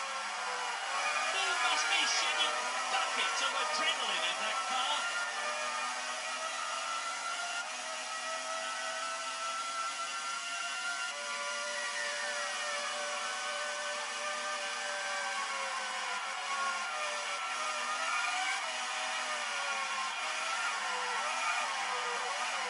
As Michael approaches, Eddie Irvine's Jordan once again. Race order. In first, Michael Schumacher. In second place, Gerhard Berger. Third, David Coulthard. In fourth position, Heinz Harald Frentzen. In fifth, Mika Häkkinen. Sixth, Mark Blundell.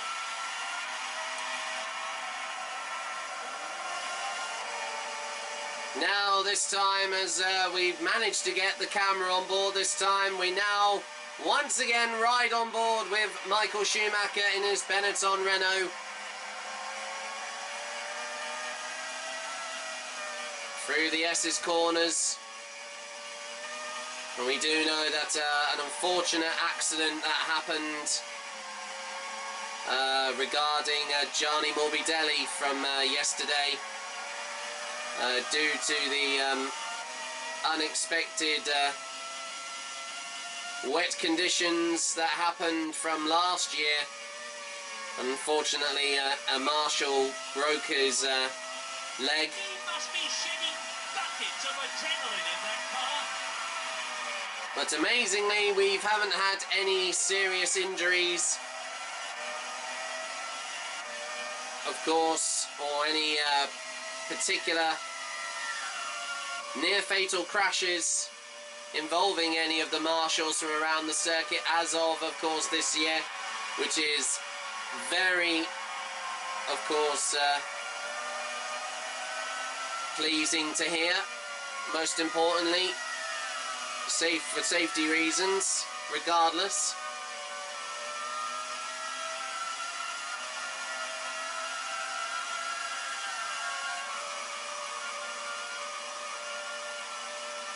Race order. In first place, Michael Schumacher. In second, Gerhard Berger. In third position, David Coulthard. In fourth, Mike's Harold Franson. Fifth, Mika Hakkinen. In sixth position, Mark Blundell.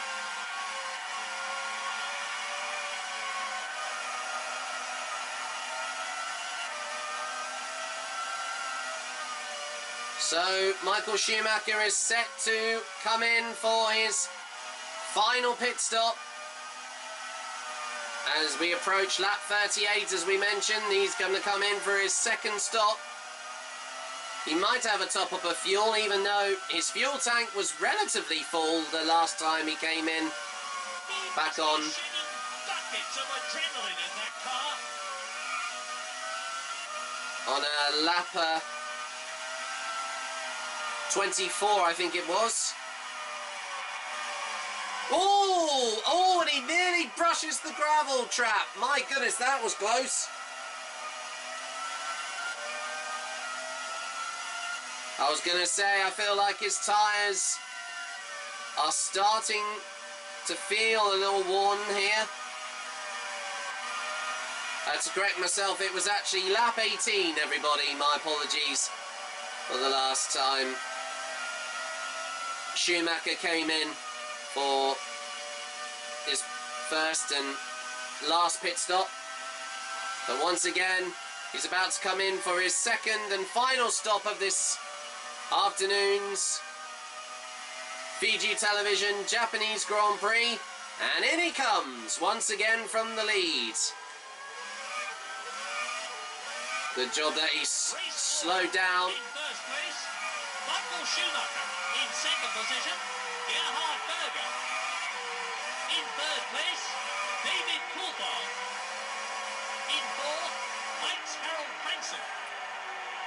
This is not a routine stop. In fifth place, Mark Blundell. Sixth, Mika Hakkinen.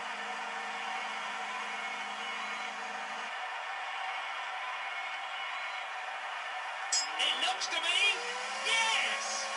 Not a good stop there. Well, I can honestly tell you the reason why that had to happen, because unbelievably, I don't know what on earth was going on there from, I think it was one of the Ligier drivers there, either Aguri Suzuki or Olivier Panis, I think it was, but literally was almost speeding down the pit lane and rear-ending Michael Schumacher there, and that was disgusting driving there from whoever it was. I know we didn't get a chance to see, of course, we couldn't see from behind. We didn't have the chance to see who it was, but that was very dirty driving there from, of course, especially leading up into the pit lane. And whoever that Ligier driver was, there was certainly no need to make contact with Schumacher in that way, especially speeding up towards the pit lane entry, and that's just how the AI operates in the game. They then limit their speed as soon as they cross over the white line into the pit lane. Of course, garages themselves. Race order. In first place, Michael Schumacher. In second position, David Coulthard. Third, Gerhard Berger. In fourth, Mike's Harold Franson.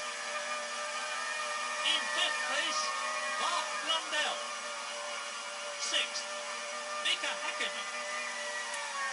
Well, anyway, like you said, Murray, I know it was definitely not a routine stop, especially because of that damaged rear wing, but there was no need for whoever the driver was in that Ligier car to make contact with Schumacher in the way that they did, and I wouldn't be surprised because that was extremely dangerous.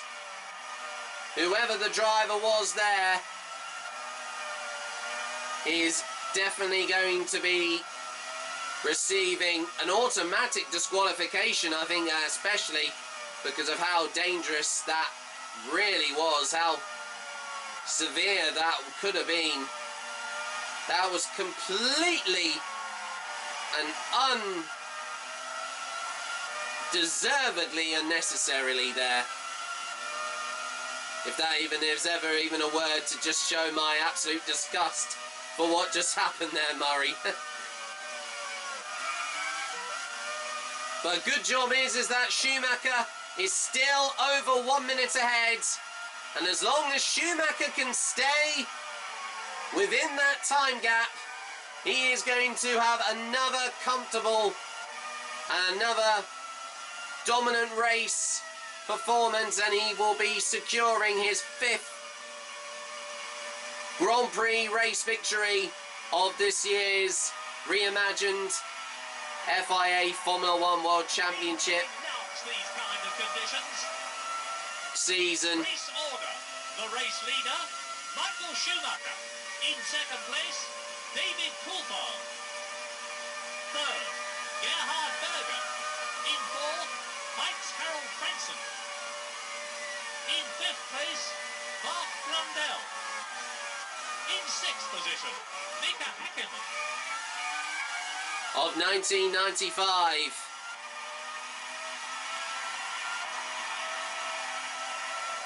As we're about to approach the last 10 laps of this afternoon's Grand Prix here from Suzuka.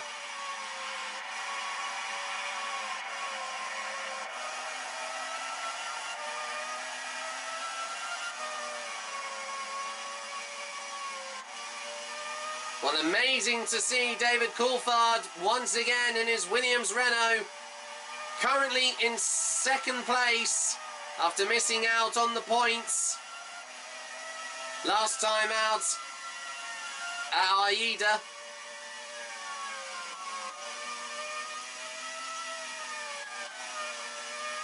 He is going to be 1 point closer to Schumacher, but this all-important race victory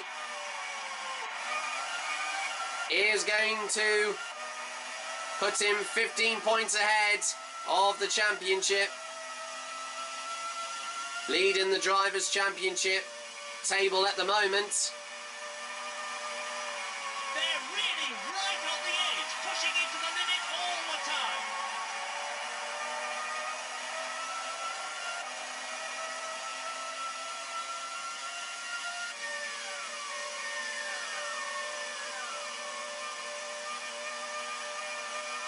Race order. First, Michael Schumacher. In second, David Coulthard. In third place, Gerhard Berger. Fourth, Mike's Harold Franson. In fifth position, Mark Blundell. In sixth, Mika Häkkinen. Well, it looks like Mark Blundell has overtaken his Finnish teammate of Mika Häkkinen there. Oh, and a little skid around the first corner there for Schumacher. He just aquaplaned on the wet curbs.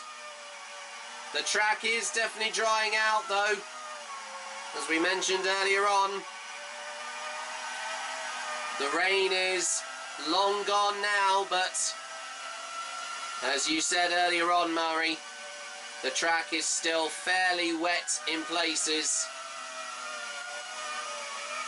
Loads of puddles around, even though there is a emerging dry line on the circuit, as it's starting to become more and more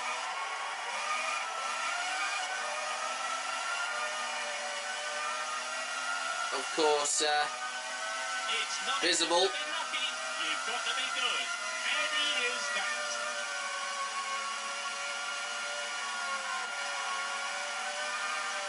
Hang on! Oh, and that was a very unnecessary bit of contact there from the footwork Hearts, and I don't know who that is. He is coming into view. He's trying to catch up with Schumacher here, but we don't know who that might be.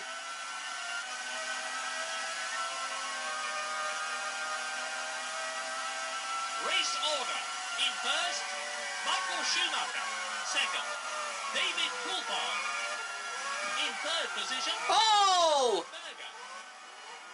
In fourth place, Heinz Harald Frentzen. It's Schumacher. In fifth, Mark Blundell. In sixth place, Mika Häkkinen. Well, unbelievably, that was so close from Schumacher. He almost beached the car in the gravel trap there. Acceleration there. But thank goodness he managed to get it out. And thank God his car didn't get beached in there, because that would have been heartbreaking after this incredible drive from Schumacher as of this afternoon.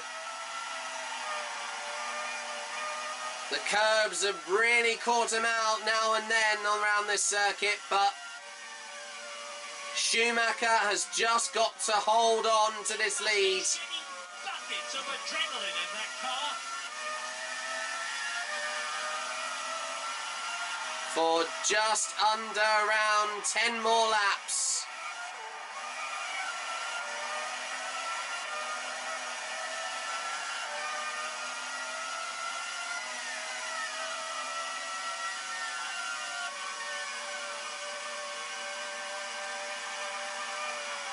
We've definitely had some unexpected surprises in this race, it has to be said, everybody.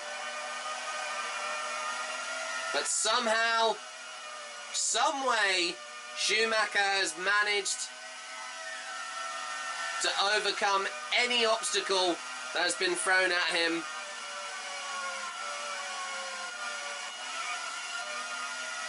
Throughout. Order.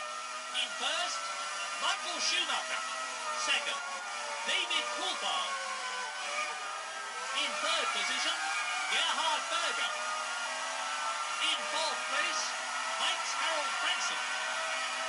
Fifth, Mark Blundell. In sixth position, Mika Häkkinen. Throughout both this afternoon's race, and it has to be the race weekend actually, because even though that he started on pole position, showing some real, some flair, it's got to be said, after missing so many races earlier on this year. This young man really is a superlative driver.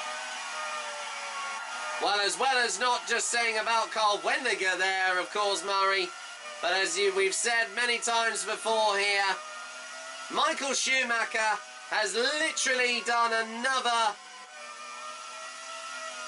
outstanding performance in the wet here.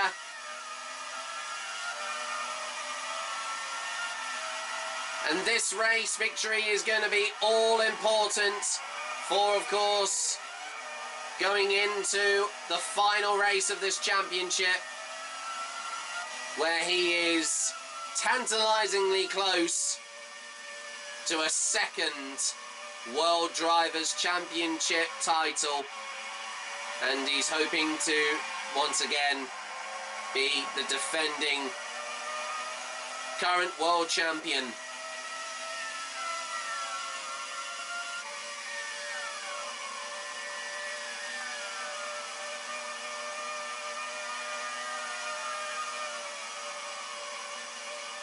Race order. In first place, Michael Schumacher. In second, David Coulthard. In third position, Gerhard Berger. In fourth place, Heinz Harald Frentzen. Fifth, Mark Blundell. In sixth, Mika Häkkinen.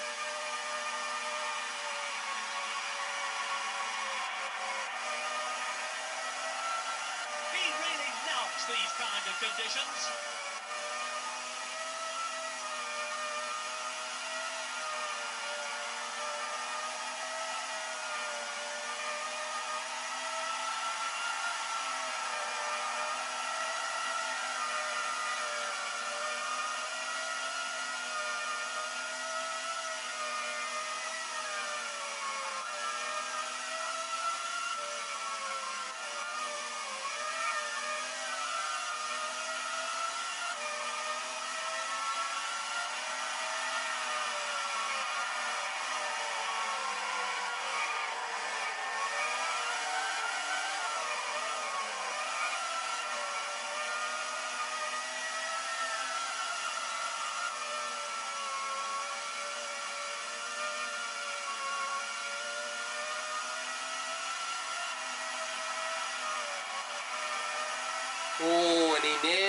tried to go for a move there. There's another I was going to say yellow flag, but no, that's a blue flag, actually.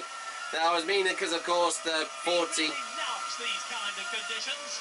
The 40 course... Michael Schumacher, David Coulthard, Gerhard Berger, Heinz Harald Frentzen. I was meaning that the 40 course Ford car has a yellow colour scheme. But unbelievably, out of nowhere, we've just seen Aguri Suzuki in his Ligier. He's now on to 6th place at his home race. But once again, to remind you, if it was him that rear-ended Schumacher when he came in for his second pit stop, he will be disqualified because that was some very dangerous and unnecessary, to get my mouth around that and getting a tongue twisted there. That was quite the necessary style of driving that we may have seen from him. But we'll only find out that after the race.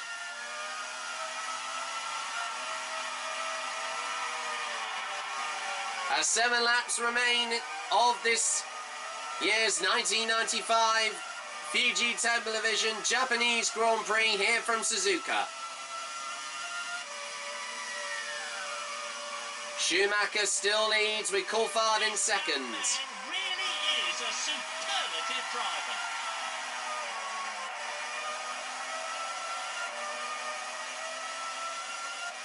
Well, even though it's been another challenge for the German, he has done everything in his power to try and hold on to this race lead. First place, Michael Schumacher. In second position, David Coulthard. Third, Gerhard Berger. In fourth, Heinz Harald Frentzen. In fifth place, Mark Blundell. Sixth, Aguri Suzuki.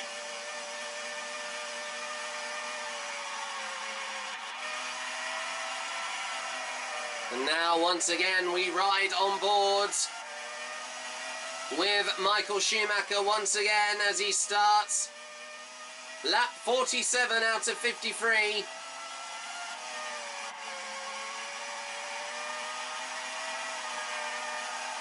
The time already gone down under a minute again, but the current situation regarding him and Coulthard, I feel like it's definitely looking more likely that Schumacher is going to be heading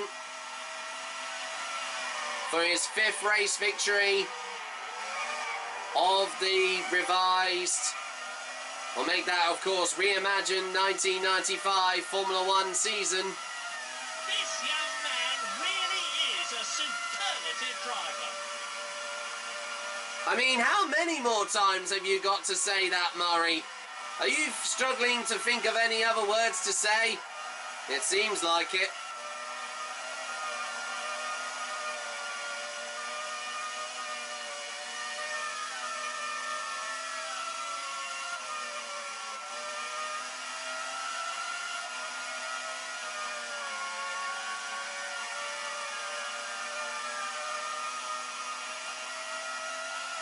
Race order.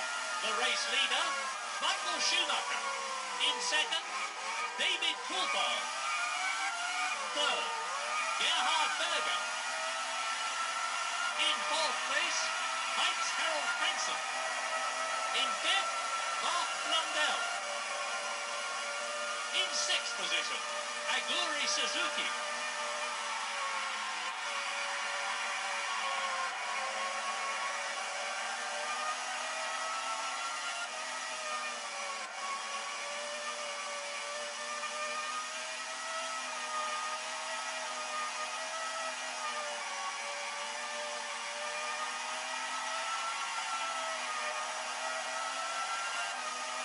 Well, since Schumacher hasn't needed to push as much, since he's been so far ahead, there's been no change once again to the fastest lap. As we see there, 1 minute 56 seconds. As we reach the last 5 laps. These kind of conditions. Of this year's Japanese Grand Prix here from Suzuka.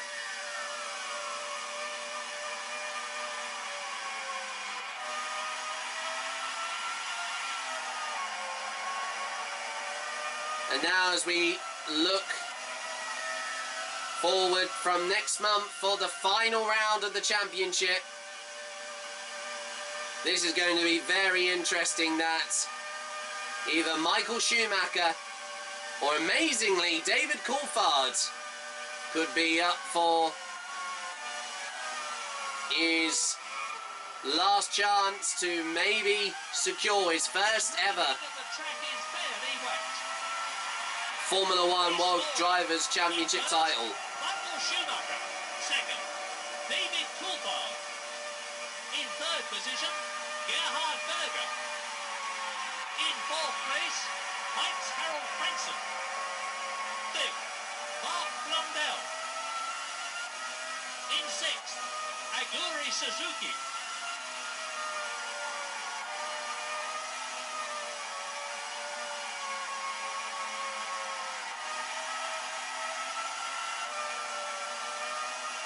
Well, for another time here on Grand Prix Formula 1, once again, there's nothing else we can really talk about from here from Michael Schumacher. Not enough to be lucky, you've got to be good, and he is that. But it hasn't been the most dominant race in recent, of course, races we've had as of this season. But then again, it was almost very reminiscent of when he won at the Nürburgring for the European Grand Prix. An amazing way to make up for the sadly missed opportunity of him winning at his home Grand Prix, that being at Hockenheim in Germany, which hopefully he will, that chance will come again soon, but this time from next year it is set to be confirmed he's going to be joining the Scuderia Marlboro Ferrari team. And after being with Benetton for... In first place, Michael Schumacher. In second position, David Coulthard. In third, Gerhard Berger. Fourth, Heinz-Harald Frentzen. In fifth position, Mark Blundell. In sixth place, Aguri Suzuki. And especially after... I think it's been over... Really right on the edge, pushing it to the limit all the time. 4 years since he first joined the team back in 1992. And to remind you that taking his first victory at Spa-Francorchamps in Belgium, we are definitely seeing the rise of a new Formula One icon, it has to be said. And maybe in the future, will he be among the greats like Niki Lauda, Alain Prost, and of course, once again, the late great Ayrton Senna, who has won here many times during his career, as we know, and also has had quite some of the most impactful races in his Formula One career, it has to be said. Both good and bad.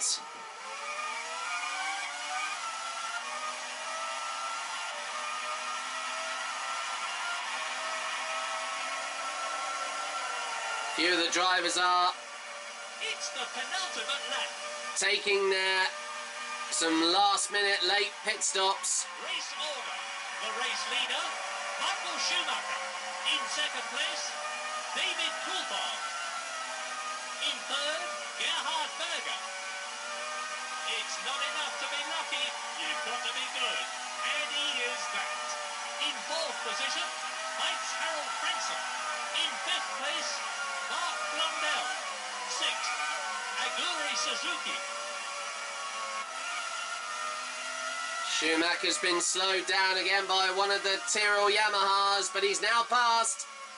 As you've just said, and as you finally get a chance to speak, Schumacher is on his penultimate lap now here, and only just one lap away from his 5th Grand Prix race victory of the 1995 F1 season here.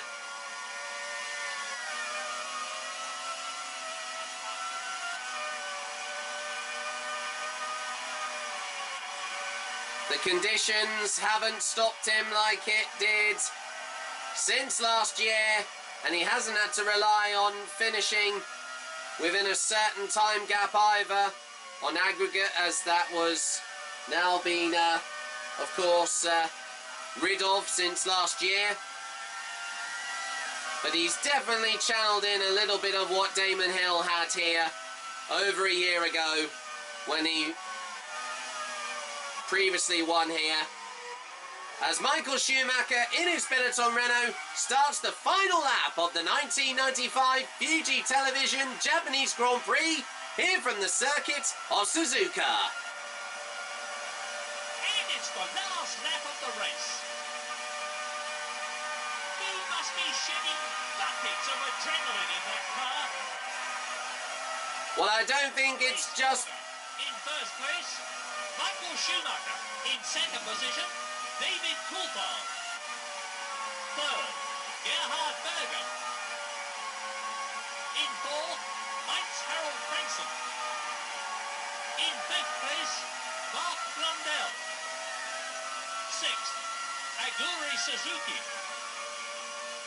Well, I don't think he's just been shedding buckets of adrenaline. I know that he's been fairly soaked in his cockpit of his Benetton Renault car, but he has fought the elements like nothing else beforehand, and this has been a sterling drive from the German once again here, The track is fairly wet. and for the first time I think in his Formula 1 career he's going to be winning here with, I think, a race victory that will definitely be remembered, and I hope it will definitely be the first of many, as Michael Schumacher approaches the Casio Triangle chicane for the last time, and for his 5th race victory of this year, Michael Schumacher for Benetton Renault wins the 1995 Fiji Television Japanese Grand Prix here from Suzuka. What a superb race, and what an incredible drive from the current world champion. It's not enough to be lucky. You've got to be good. And he is that. Superb! It's a win for Michael Schumacher. He takes the checkered flag. He crosses the line to euphoric applause. That's a great result for the Benetton team. That's a marvellous performance, and it's going to mean championship points. He's the fastest man on the track. He's in a class of his own. Can anyone beat this man? Well, I don't think there's any more that you can say about that drive there. Once again, from Michael Schumacher, another dominant performance there from the German, for of course in his Benetton Renault, and despite the very wet conditions, another incredible and quite outstanding drive from the world champion so far, And of course, for that being now his 5th race victory of the 1995 FIA Formula 1 World Championship. And what another superb drive there. And like as you just said there, Murray, can anyone beat this man as the current world champion? I honestly feel like that as it will go to the final race at Adelaide in Australia. Could we be seeing Michael Schumacher defend his World Championship title since last year in 1994?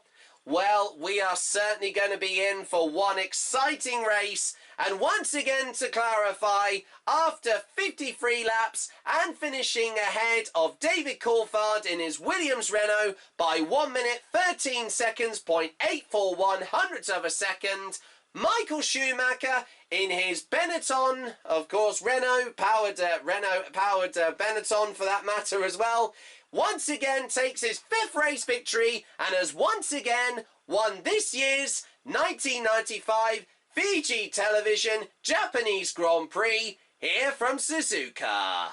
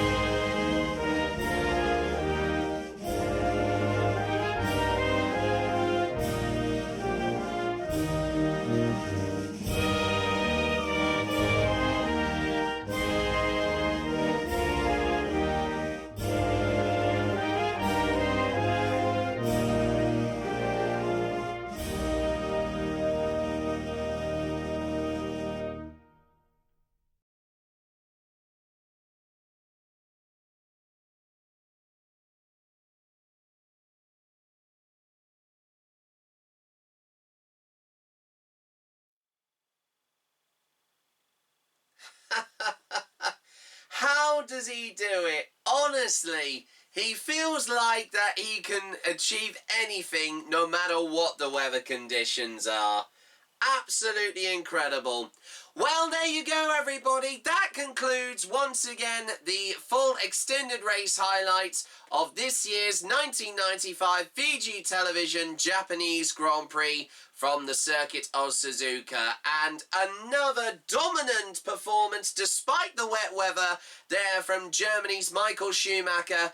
And another amazing performance. And with that, he has secured his 5th race victory of the 1995 Reimagined season, and that has put him in a very strong position going into the final race of this year's championship. And once again, another incredible performance also from the Scotsman David Coulthard. Of course, amazing to see him back on the podium once again in another race. I think it's actually in another back-to-back second place appearance on the podium. But amazing also to see, as well as that, we also had Gerhard Berger, the Austrian, in his Ferrari, taking 3rd place once again consecutively in 2 races. And a great performance there from the Ferrari team as well. And all importantly, that, of course, that result for David Coulthard has meant all the difference for that. And if you're wondering what I'm looking at here, of course, as you might have known, right at the end of the race, we did actually see, and towards the final few laps of the race, we saw one of the, I think it was the Ligier drivers. Initially was going to say Olivier Parnis, but I think actually from what we have seen or have been clarified from the FIA, because when we actually look back on the footage, if any of you did not know what exactly happened, basically one of the drivers rear-ended the back of Schumacher's car when he came in for his final pit stop. And just how the AI are controlled and programmed in the game, they basically speed down the pit lane entry and don't slow down until they get to the actual line where the limiter is. So of course they then their speed is then restricted. But with that happening, of course, because since it is very unrealistic and it caused a lot of damage to the rear wing of Schumacher's car, luckily he managed to stay in the race, of course, thanks to a remarkable, of course, situation in the programming of the game itself. But we can now confirm that I think... after looking back on the footage of that happening after the end of, or just in the leading up to the end of the Japanese Grand Prix, we can confirm that the driver who actually made contact with Michael Schumacher was unbelievably the Japanese driver Aguri Suzuki. So that means, as you had not known already, of course, we will clarify this in the full race classification very, very shortly. But following a potentially dangerous collision with Michael Schumacher, he has been disqualified from the race. And I feel like also the FIA have also threatened to make him possibly miss the next race. So he might miss the final race of the championship due to that very dangerous style of driving, which we unfortunately saw in the last, I think it was 10 laps of the race. But with that being said, and since of course we did find out that by the end of the race he did finish in the top 10 of the final race classification, but since he's now been disqualified, we can now confirm, as you can see here on my notepad here, that I've managed to get the revised results of the top 10 drivers, and we can now clarify that after the race distance of 53 laps, once again Germany's Michael Schumacher in his Benetton Renault takes his 5th race victory once again, as we said, of this year's 1995 Reimagined FIA Formula 1 World Championship, and he finished the race with a total time of 1 hour 51 minutes 15 seconds, 0.460 hundredths of a second, with once again David Coulthard taking 2nd place and finishing behind by over a minute and 13 seconds, 0.841 hundredths of a second, and as well as the Austrian Gerhard Berger in his Ferrari taking the 3rd place on the podium in 2 consecutive races, once again finishing also behind by a minute and 40 seconds. So just an additional over 30 seconds behind David Coulthard there, and also with the overall total time of course behind by 1 minute 40 seconds, 0.4111 hundredths of a second. But a great result, amazingly, as we have also seen from the Red Bull Sauber driver of Heinz-Harald Frentzen, who was threatened by a race ban at the beginning of the race following his disqualification in the last race. But an impressive 4th place there, as we said before already, there for the fellow German driver, and he finished behind by 1 lap. As well as also the British driver of Mark Blundell in his McLaren Mercedes, finishing in 5th place and behind by 2 laps. And amazingly, because of this was the initial position where Aguri Suzuki finished in, he finished in the top 6, but eventually then being disqualified for, of course, dangerous driving, especially with the rear end collision with Michael Schumacher in the pit lane entry. And he was eventually disqualified from the stewards a few hours after the race. But in his place, the Finnish Mika Salo in his Tyrrell Yamaha takes the final points in the top 6 and was behind by 3 laps, along with the Frenchman, unfortunately, who missed out on the points this time round for Ferrari, the fellow teammate of Gerhard Berger, that being Jean Alesi, finishing in 7th place, and also finishing behind by a few laps as well. The Portuguese driver Pedro Lamy in his Minardi Ford takes 8th place, with Gianni Morbidelli, unbelievably, of another fellow, of course, Italian driver, for in his footwork car, also finishing behind by 4 laps. And then also fellow Finnish driver Mika Hakkinen in his Mercedes powered McLaren, rounding out the top 10 and also finishing behind once again by 4 laps. And the fastest lap, once again, even though that we thought that he was going to struggle relatively to get a fast time in the wet conditions, as you saw. But once again, Michael Schumacher has done the double of not just winning the race, but also getting the fastest lap, and that being of 1 minute 56.234 hundredths of a second. So, with that confirmed, of course, as the revised results, the top 10 in the after the 1995 Fiji Television Japanese Grand Prix, we can also now confirm that we'd like to make an apology for, of course, at the beginning of this program, because we initially thought following the if Michael Schumacher were to have won the race today, he would secure the 1995 Formula One World Drivers' Championship title for a second time.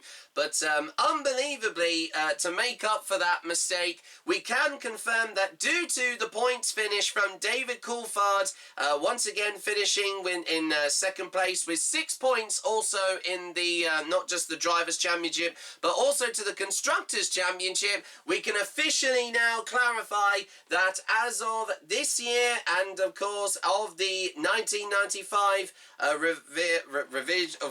reimagined FIA Formula One World Championship, the Rotherham's team of Renault-powered engines of Williams are now confirmed as the 1995 FIA Formula One World Constructors' Championship champions. And we can also clarify that very, very shortly, once again, by the points, as we can get straight on to that, actually, for that matter as well. And once again, with that all-important 5th race victory for Germany's Michael Schumacher in his Benetton Renault, he once again is still continuing his lead in the Drivers' Championship, and he's now 9 points ahead of David Coulthard, who was once again just, of course, behind by the amount of points. And the all-important points finish has meant that, unfortunately, since he went out of the points, his fellow English teammate Damon Hill is now, unfortunately, out of the championship title hunt, as he's behind by 18 points, and he didn't score any, of course, as of today, and, of course, of this year's Japanese Grand Prix, still with 54 points. But Mark Blundell continues his, of course, his place in 4th place with the 2 additional points for finishing in 5th place, as he is 16 points behind Damon there with 38 points. The same for Johnny Herbert, as he still has 31 points and a difference of 5 points or make that actually, because that actually was before the race took place from earlier on today, and we can now actually readjust that, or of course revise that, that the points difference now stands between 7 points between once again Mark Blundell there in the Drivers' Championship there. But we do know that John Alesi is also 3 points behind him as well in 6th place with 28 points. Even though that he just missed out on the points this time around in this race, as well as Rubens Barrichello, who's once again also just 1 point behind him with 27 points. But Gerhard Berger has moved up in the Drivers' Championship now with 21 points with that all-important back-to-back third podium finish position, of course, on the podium from this race, and he is 6 points behind Rubens there, once again in 8th place. The same with Eddie Irvine with 15 points, and also behind by that being 7 points also as well to Gerhard. And rounding off the top 10 is the Ligier driver, fellow Frenchman of Olivier Panis, who still remains with 10 points at the moment and is behind by 5 points to Eddie Irvine as well. And just out of the top 10, Heinz-Harald Frentzen once again has managed to get some more points on the board after once again finishing in 4th place and getting 3 points for 4th place, and he moves up to 12th place and 1 point behind his fellow Austrian teammate Karl Wendlinger with 5 points, who is in 11th. And we still have, he's also tied Heinz-Harald Frentzen with, of course, the likes of Martin Brundle and also Yukio Katayama. And also Mika Hakkinen in 15th place is also tied with the Japanese Taki Inoue in his footwear kart, and also Finnish Mika Salo in his Tyrrell Yamaha as it stands. So that's all, of course, covering the Constructors' Championship. But as we go now, once again, as we said earlier on, we can now clarify that as of the end of this particular race on this series of Grand Prix Formula 1, we can now officially confirm that the Rotherham's Williams Renault team, a Formula 1 team, have officially secured the 1995 FIA Formula 1 World Championship, of course, Constructors title of 1995, and as they are currently still leading with 112 points. And unfortunately, since Benetton only managed to score 10 points, they needed more than, I think, about... even if Johnny Herbert managed to finish at least 4th in the race today to even out the score, of course, or even the points as it stands here in the championship at the moment. So unfortunately, they're currently on 99 points and 13 points behind. So meaning going into the final race, there's only 10 points up for grabs. So that means that they are out of contention for the championship. But as you can see on your screen right now, we've officially confirmed that the Rotherham's Williams Renault Formula 1 team are Constructors Champions of 1995.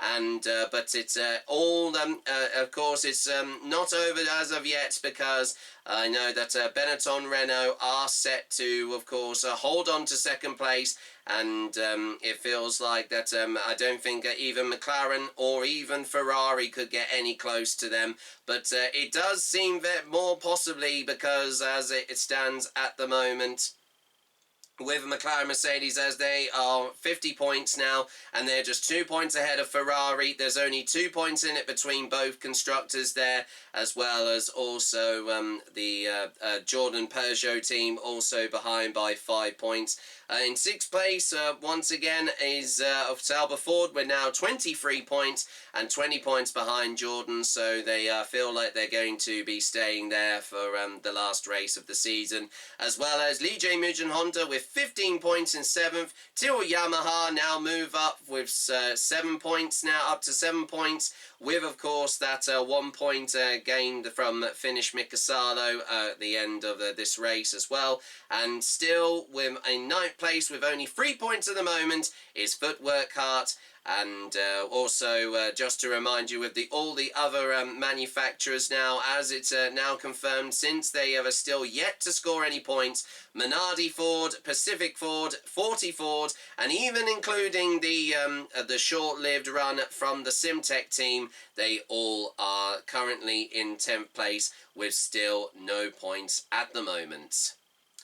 So there you go, everybody. That is, of course, the official rundown, once again, of the current Drivers' Championship table and the Constructors' Championship table. A brilliant result there for the Williams team. They have once again successfully defended their Constructors' Championship title from winning it in, of course, from last season in 1994.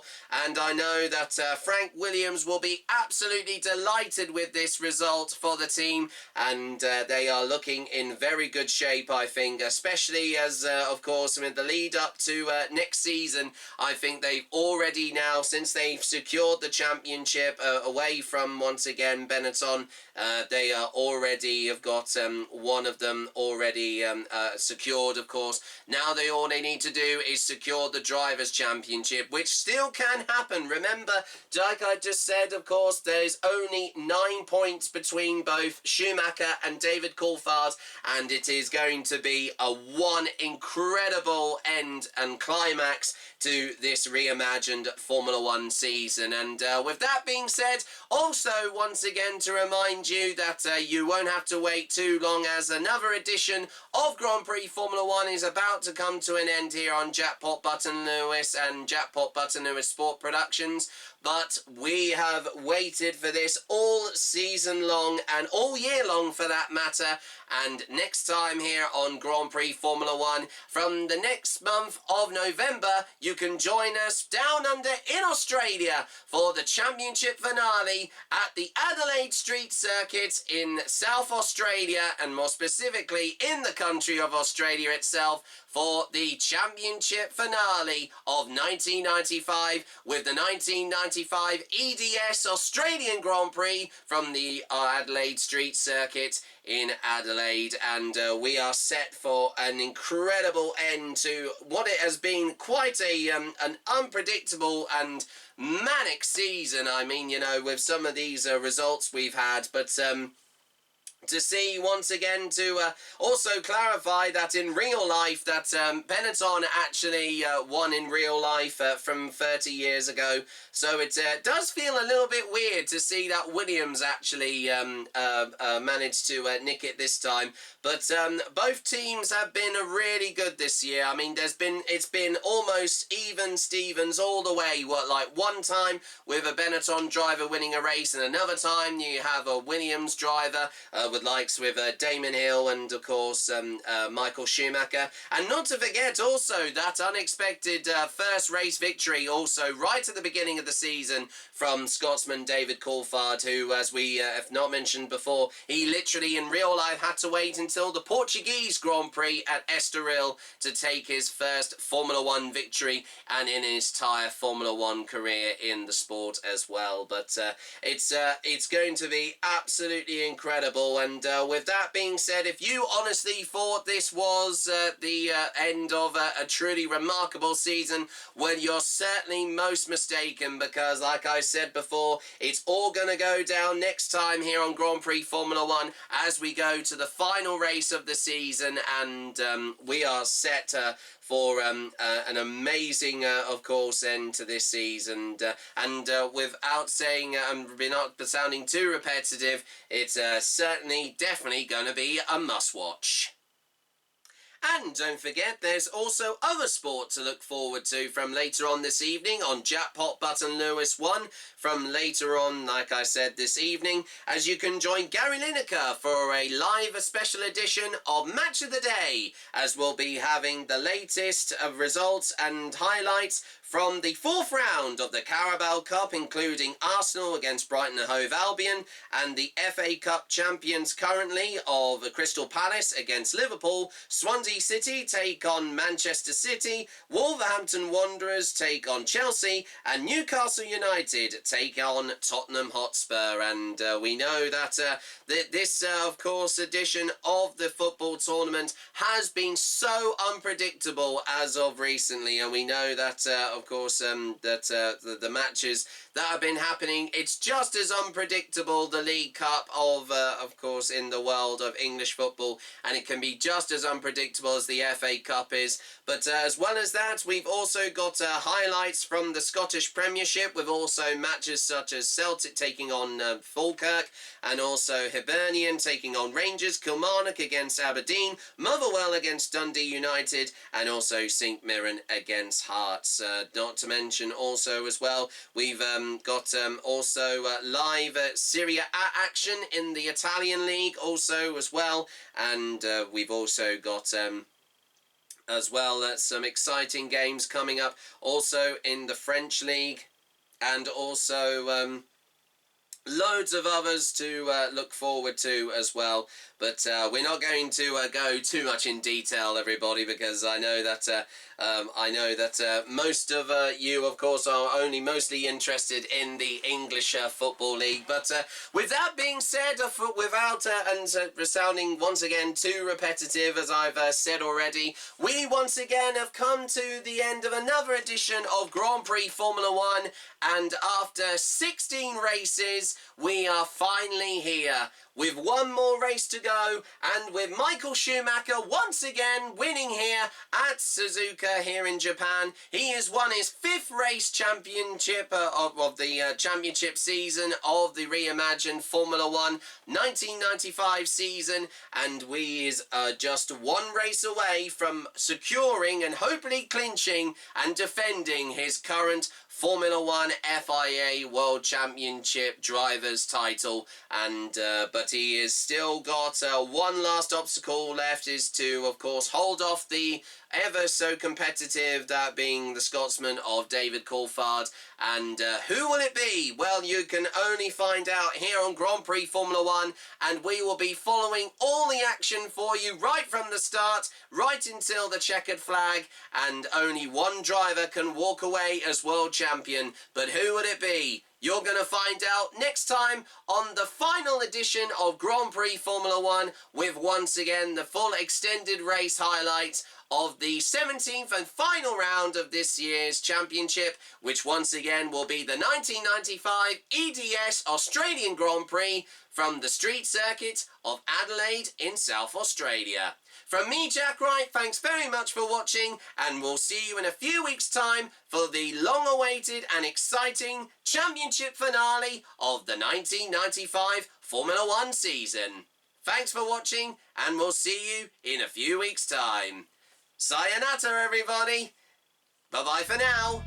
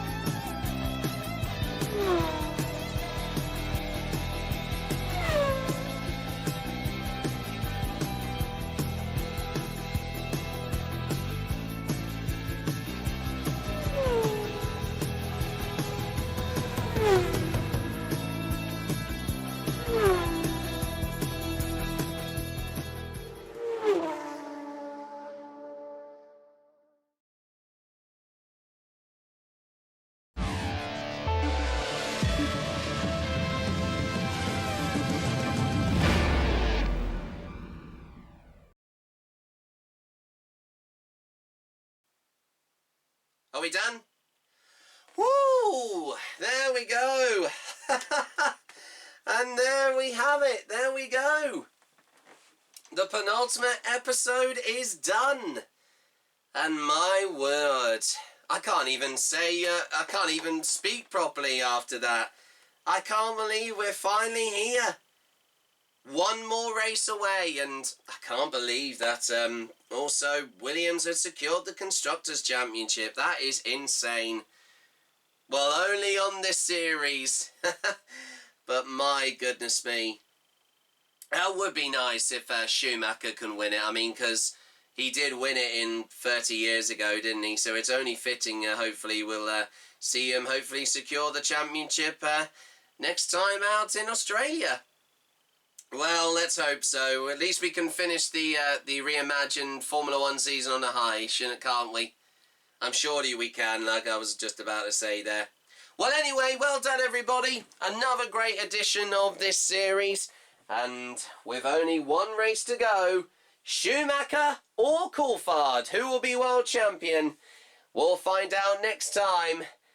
All on the final episode, and that concludes the full extended race highlights of the 1995 Japanese Grand Prix, and once again the 16th and penultimate round of the reimagined 1995 FIA Formula 1 World Championship season from Suzuka.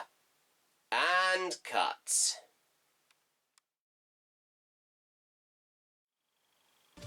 If you enjoyed this race here on Jackpot Button Lewis Productions, let me know on what you thought of the race by giving a like on this video and subscribing so you never miss out on future races with more exciting classic retro Grand Prix racing action. And also once again, let us know on your thoughts on the video by commenting down below in the, of course, comment box. and we look forward to seeing you for some more exciting, more future Grand Prix racing action, all here on Jackpot Button Lewis Productions, here on YouTube.